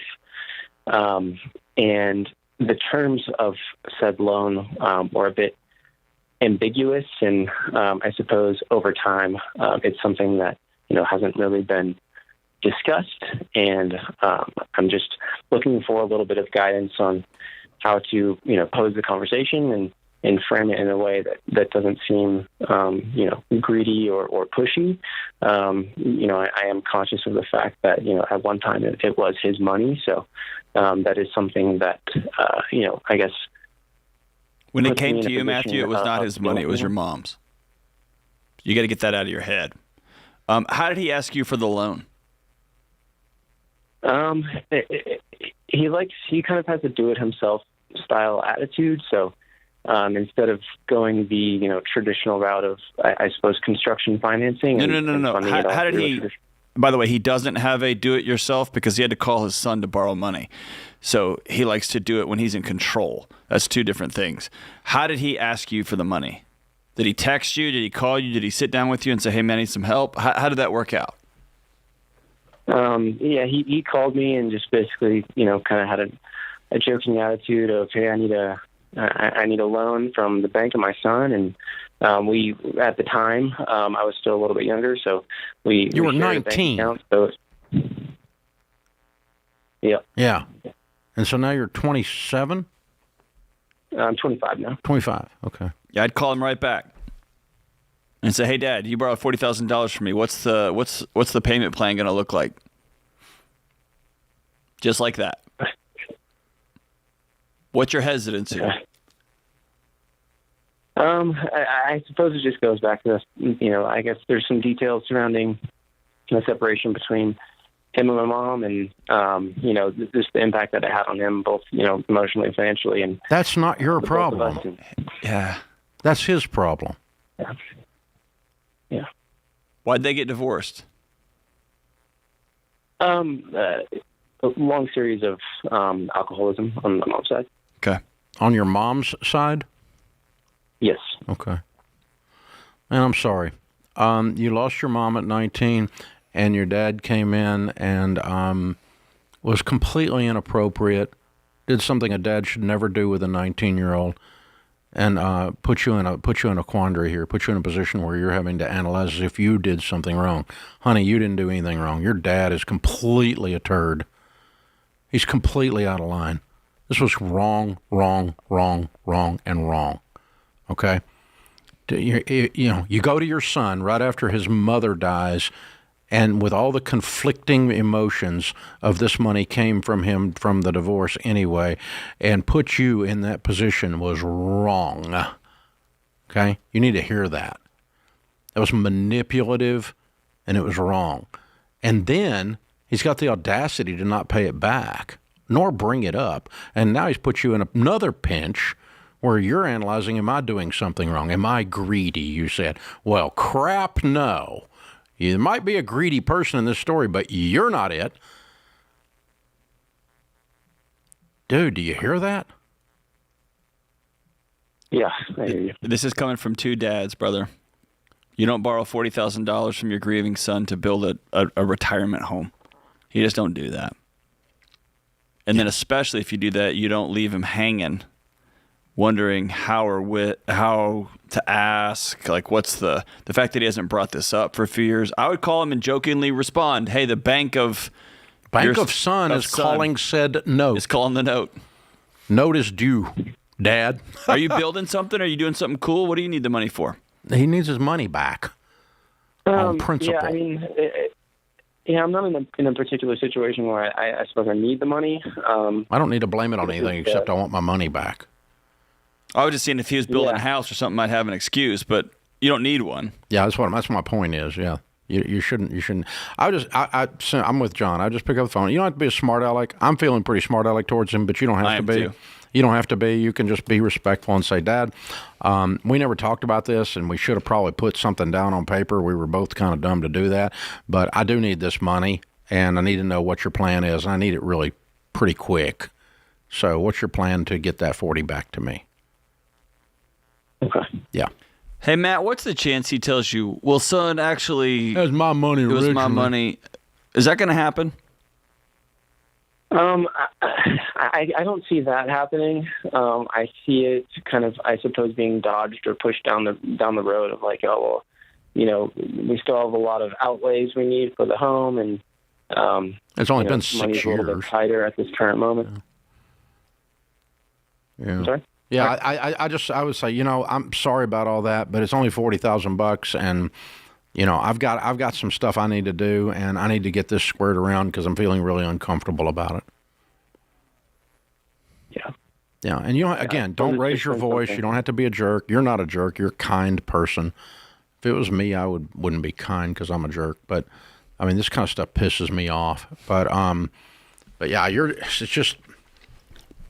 I cannot conceive. I can't either, dude. Of Daniel Ramsey's mother passing away, even if I was divorced from her, and me immediately going to my teenage son while he's grieving his mother's loss and saying, "Oh, by the way, I need some of that money that she took from me in the divorce." Under the auspices of, I like to just do it myself. Yeah, I don't go to no stupid bank. I don't want to deal with the bank. I want to deal with my 19-year-old grieving son.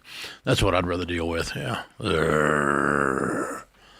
Dave, I you know what I hear in this kid's voice that breaks my heart? Yeah, anything to make his dad happy. I think it's worse than that. I think he knows that his dad got him, and there's that sense when your dad's not who you thought he was. Yeah, that all of us go through.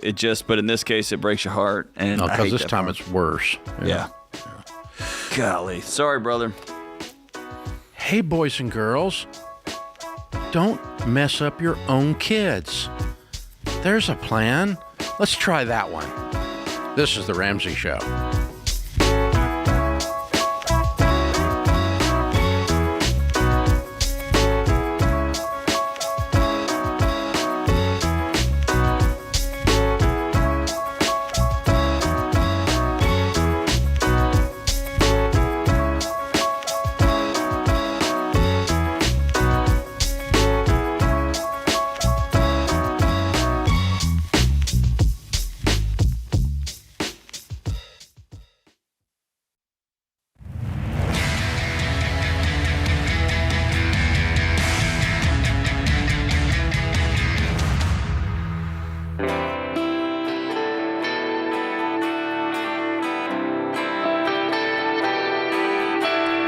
Did you know you don't accidentally win? When they interview the quarterback after the Super Bowl, he say, "What happened?" "I don't know. I just got off the bus. It was like an accident." No one accidentally wins the Super Bowl. No one accidentally is married for 50 years. No one accidentally completes a PhD program. No one accidentally becomes successful in business.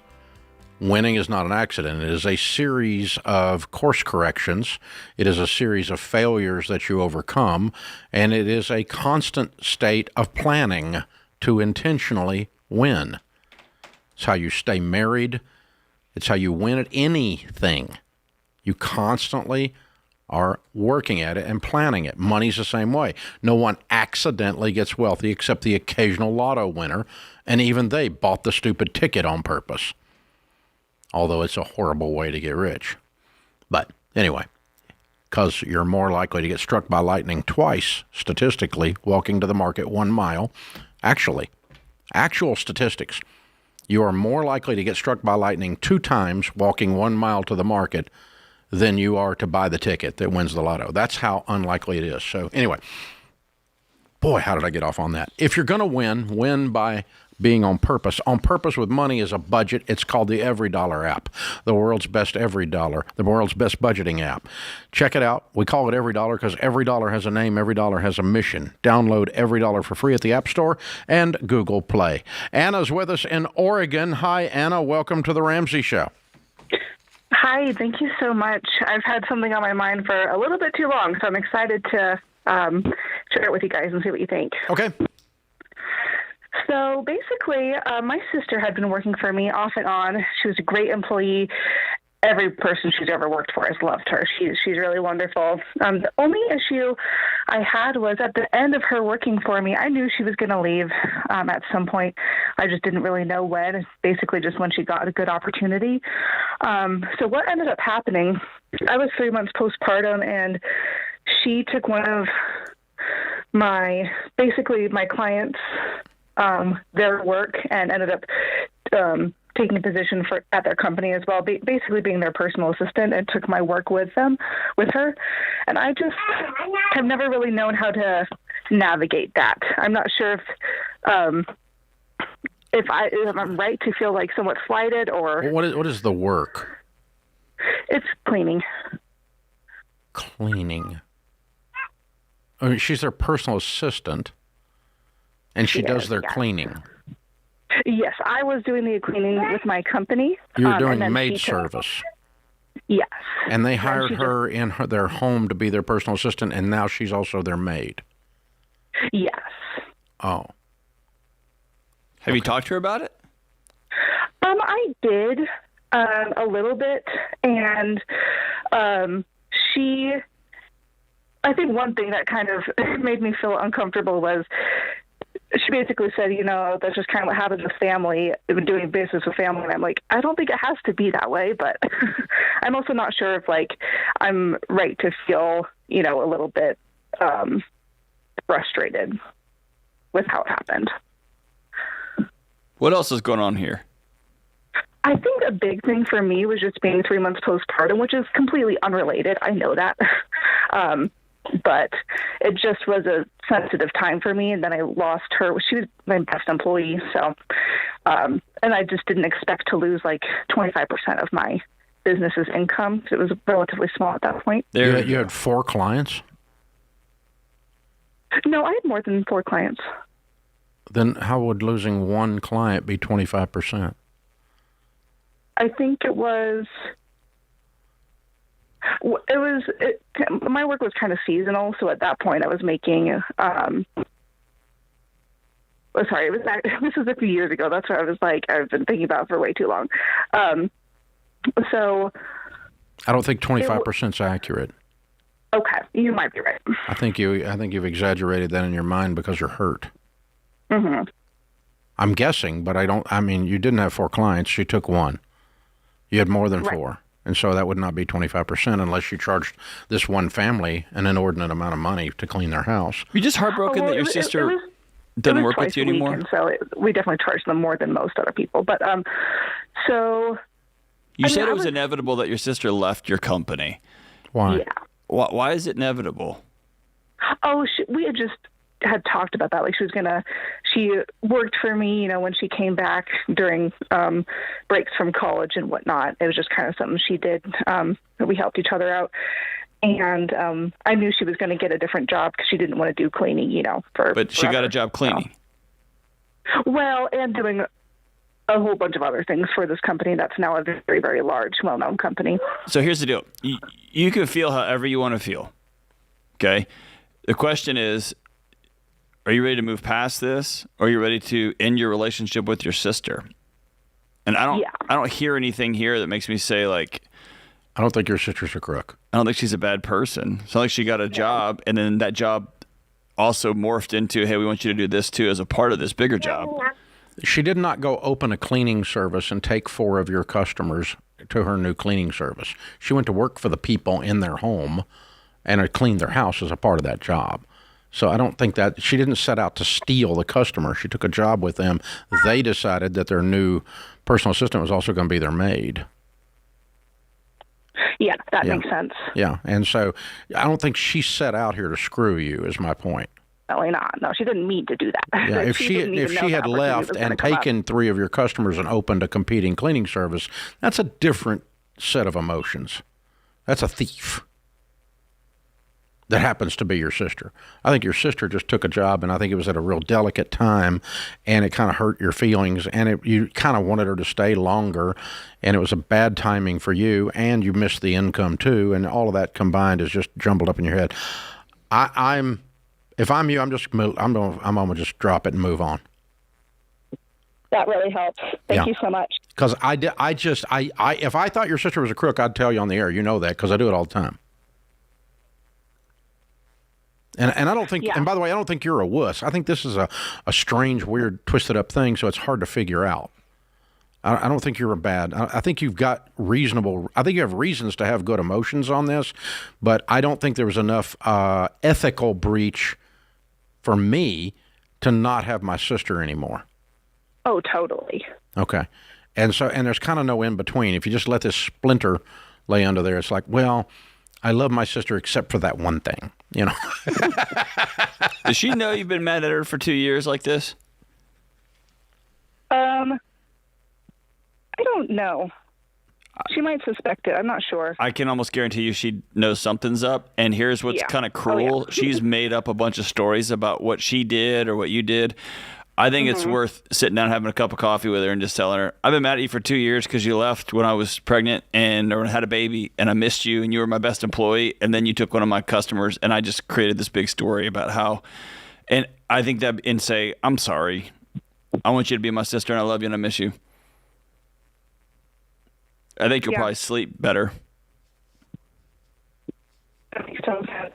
Yeah, there's no ethical problem, and that's a good move. I like that move.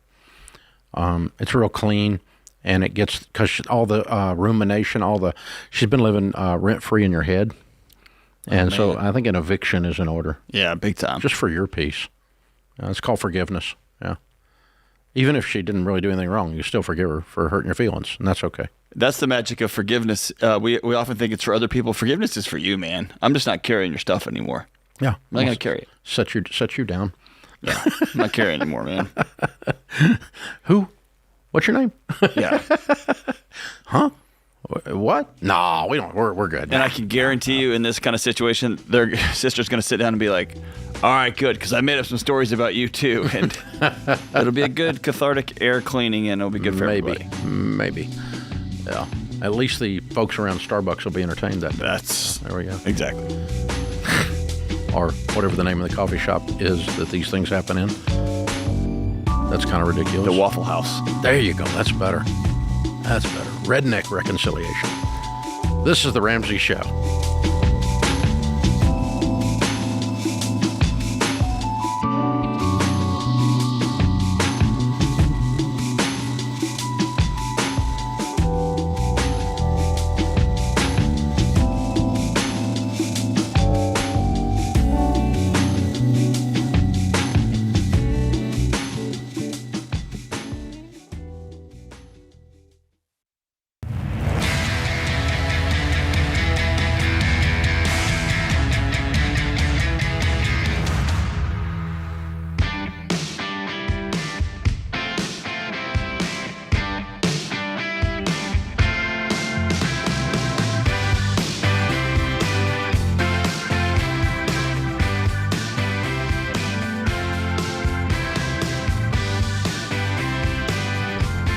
Dr. John Delony, Ramsey Personality, is my co-host.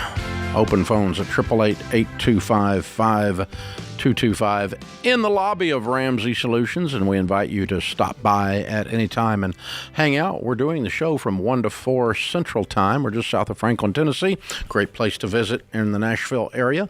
We invite you to come by and drink some wonderful free coffee, some homemade chocolate chip cookies, all on us. Smells like Mama's kitchen when you walk in here, not like corporate America. And in the middle of all of that is a debt-free stage. And on the debt-free stage is Stephen and Jasmine. Hey, guys, how are you? Hey, Dave. Hi. Doing good. Welcome. Where do y'all live? San Antonio, Texas. Oh, I love San Antonio. Awesome. Well, welcome to Nashville.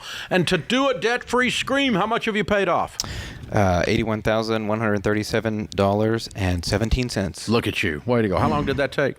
52 months. 52 months. And your range of income during that 4 years? Range of income was from $53,000 to about $122,000. Wow, nice jump. What do y'all do for a living? I am a product owner, and she is a homemaker. I'm home with the boys. Yeah. A domestic engineer. Yeah, there we go. Got it. Okay. Very cool. Very cool. Good for you guys. So you've seen a nice income increase in the last 4 years. Yeah. A lot of that was just God's undeserved blessing. We just had opportunities come into our lap. Somebody messaged us out of the blue and wanted us to do some nannying for them, and she did that for a while. I took a side job at Costco, pressure washing, and also just applying for new jobs. So a lot of components there, but all God's blessing. Well done. Well, He tends to bless you when you work like that. It's pretty amazing. It's a weird thing. The harder I work, the better, the luckier I am. Yeah. So. What kind of debt was this $81,000? All student loans. Okay. How long y'all been married? 7 years. She knows. A little over. So you're married a couple of years, and you look up, and there's $81,000 worth of Sally Mae living in the spare bedroom. What was the I've had it moment? What was the tipping point where you said, something's got to change? And you plugged into this whole Ramsey thing. It's a really funny story. I think we had just gotten married, and Stephen asked me, I asked him, how much student loan debt do you have? And he said $30,000, and I said, that's it? So I had the rest of it all under my name. Oh, okay. So you hadn't even talked about this until after the wedding. It didn't occur to us. We just knew we loved each other, and then we'd ask questions and later. We had a bunch of we'll work the debt thing out later. Yeah. All right, so we got $80,000 worth of debt, and you sit there for a little while, a few years without doing anything. Yeah. And then what was the catalyst? What woke you guys up? I had always known about your name. Your name was a household name in my household. Well, that makes sense, huh? And Jasmine hadn't heard of you, so we went to a class at Wayside Chapel in San Antonio, and it was led by Jim and Joe Addington, and they led the class. And I mean, so you went to Financial Peace University. Went to Financial Peace University, Good. Okay. and that kicked us off. Okay, all right. Why did you go to class after 3 years or 2 years already being married? It was funny also because not too long after we'd gotten married, we had gotten our first apartment, and I was like, so when are we going to get a house? We're married now. Let's have a house.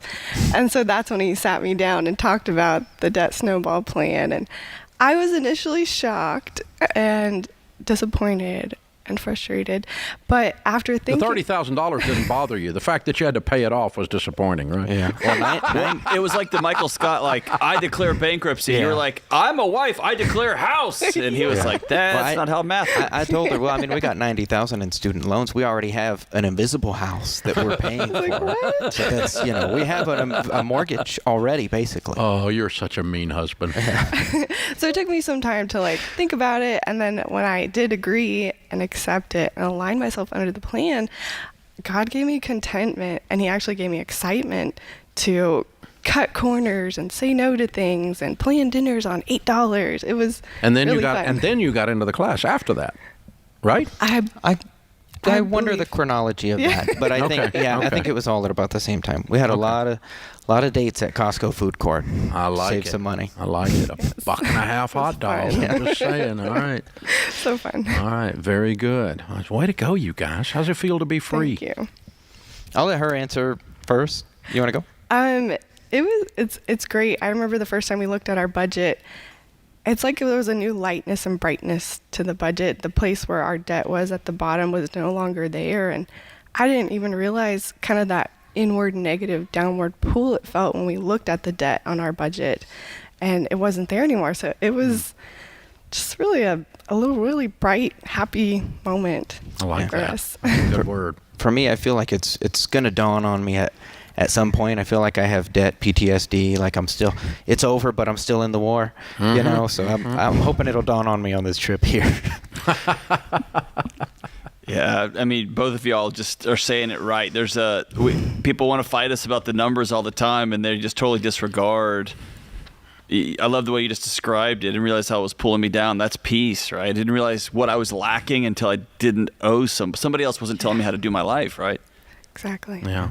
And now you're free. Way to go, y'all. Way to go. And 2 little boys come during this time and everything. Yeah. Exactly. Yeah. And how old are they? We have Levi, who's just about to be 4, and Samuel, who's just about to be 2. Cool. And they're back home.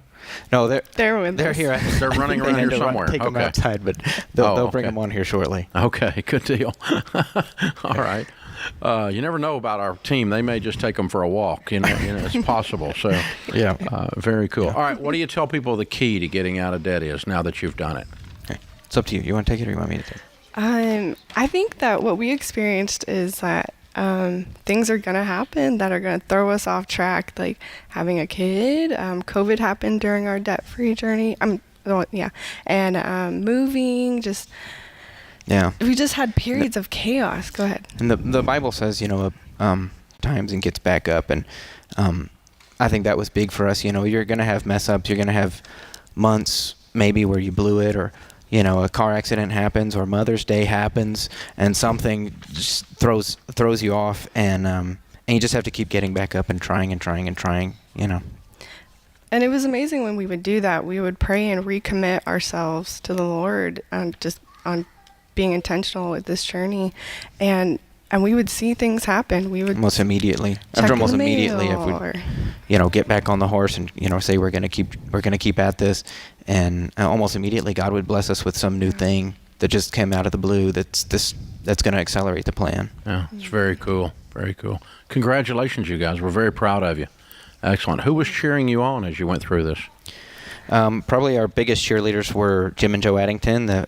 We actually started helping them with the FBU class, so we went twice a year, every year. So you're coordinators now, all right. And and our parents as well. Our parents were very considerate of our situation, and they were okay with us being crazy cheap at Christmas and birthdays, and they knew what we were doing, so then they supported us in it. All right. Well, let's bring Levi and Samuel into the pick here. There we go. Very cool. And Hey, guys, congratulations. Stephen, Jasmine, Samuel, and Levi, San Antonio, Texas, $81,000 paid off in 52 months, making 53 to 122. Count it down. Let's hear a debt-free scream. Okay. One, two, three. We're debt-free. Yeah.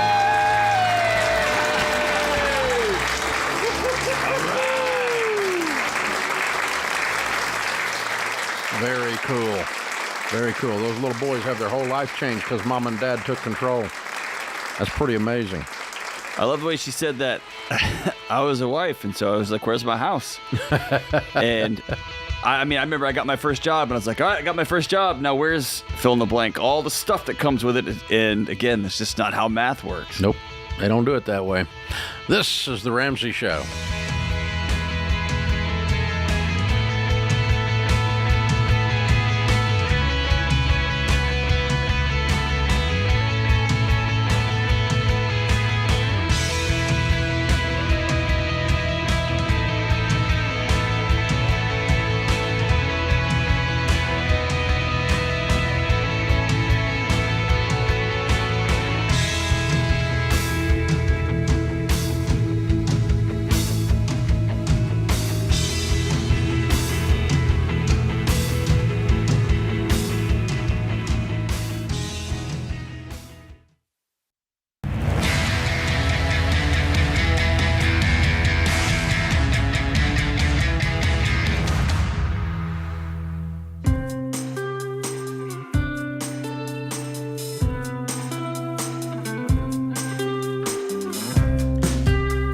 Dr. John Delony, Ramsey Personality, is my co-host today.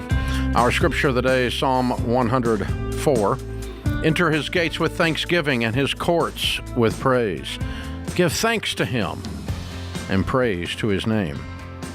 Zig Ziglar said, be grateful for what you have and stop complaining. It bores everybody else, does you no good, and doesn't solve any problems.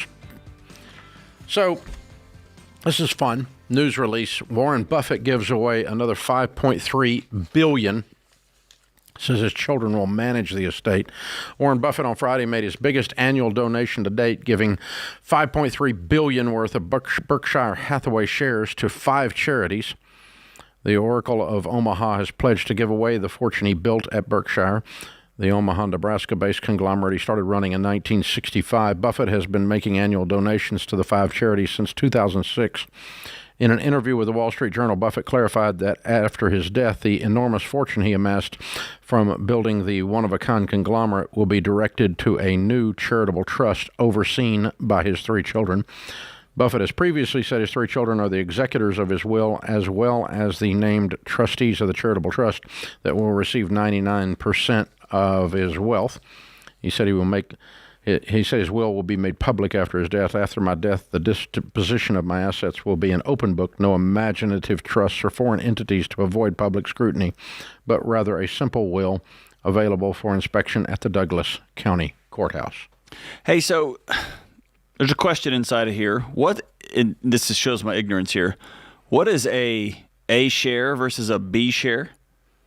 It says that he owns 207,000 Berkshire A shares and then 2,500 B shares. Not positive at Berkshire. It means there's 2 classes of shareholders, but I don't know what rights those 2 classes have. A shares would be in line first and would have probably been issued first, probably have some kind of superior ownership rights, and/or the thing is, when you donate stock to a charity, it's a marked up basis, which means that let's say the $5.3 billion worth of A shares he gave. Was it A shares that he gave? Is that what it said? Oh, I don't. It just says that's what he's worth. He's worth about $130 billion. Okay, okay. And so let's just say he donated $5.3 billion worth of shares. Okay. His cost on those shares is not relevant to his write-off. He gets to write off the value? The value, not what he paid.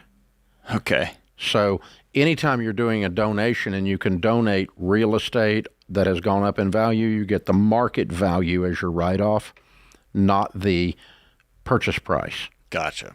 And so, and that's true of stock as well. So if you buy a stock for, I don't know, $1 million worth of stock, and it goes up to $10 million, when you donate it to a charity, you get a $10 million write-off, even though you only paid $1 million for it. Well, I remember the other side of that. I remember being at a university where they received a gift that was going to be paid out over 5 years, but they got to book it in year one, which built up their borrowing ability. And I was like, that doesn't feel like real money. It's not. It's accrual accounting, but the endowment is what that's for. Yeah, that's a different scenario, but it works kind of similarly in the sense that you get a stepped-up basis on charitable donations of assets. So it's good. It's great. He's an incredibly generous man. That's wonderful. Incredibly generous, but it always circles back to whether you have $130 billion or $135 billion before this donation,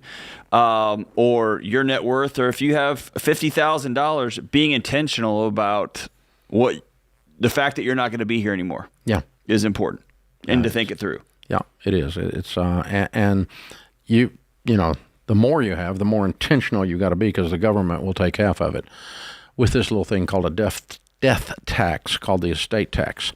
And so you've got assets over $20 million. The government will take 55% of every dollar if you don't have a plan. So after you've already paid taxes on it once, by the way. So because they love you and they just want to take care of you, they're just giving that way. But anyway, Buffett, thank you, Warren Buffett, for setting the tone. Charitable giving and publicizing that is always a good thing, because it encourages other people. And it doesn't mean that Warren Buffett is holy. He is a good person. I think he's a good person.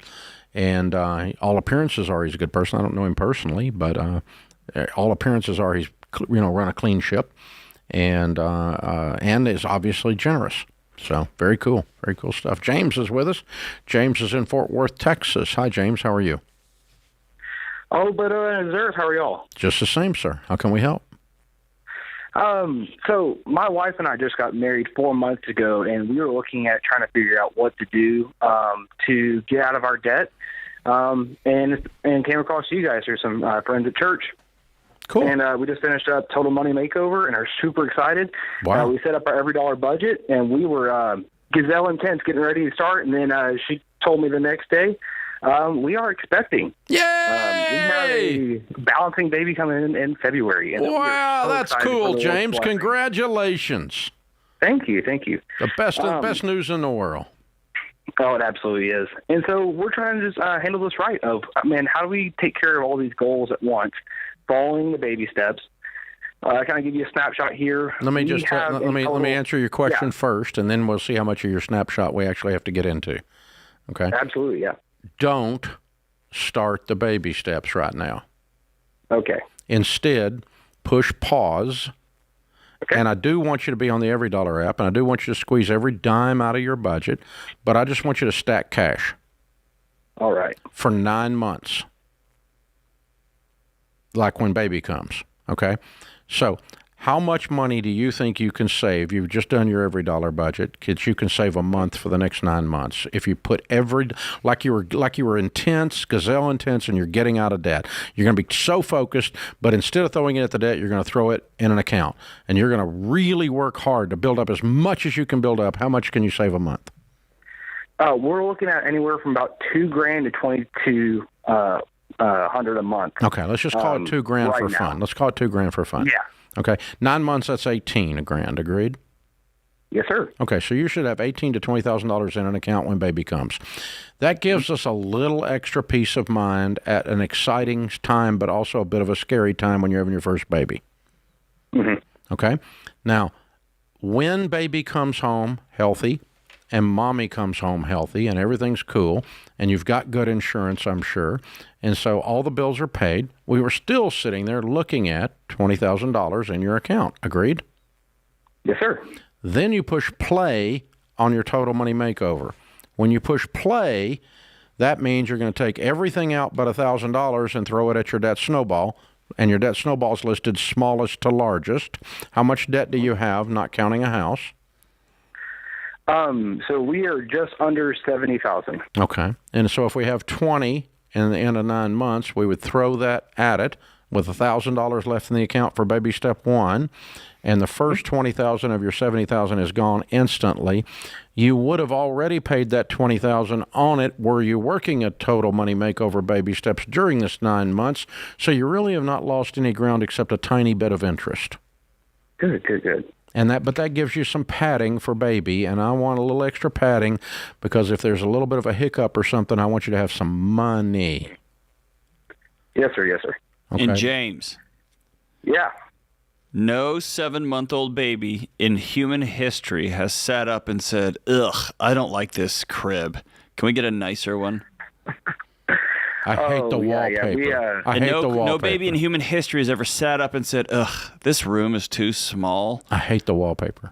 Could we repaint this and create an Instagram-worthy? All that you're at $20,000 in the account. You're gonna want to get a stroller made by Volvo. You're gonna want to do all kinds of extra spending. You're gonna have incredible discipline to send all that money away. This is not for anything except health of the baby and health of the mom. That's the only thing the money's for. Otherwise, it has to come. Everything you do for baby has to come out of the budget, and you're gonna throw 100% of this money towards the debt. That puts this hour of the Ramsey Show in the books. We'll be back with you before you know it. In the meantime, remember, there's ultimately only one way to financial peace, and that's to walk daily with the Prince of Peace, Christ Jesus.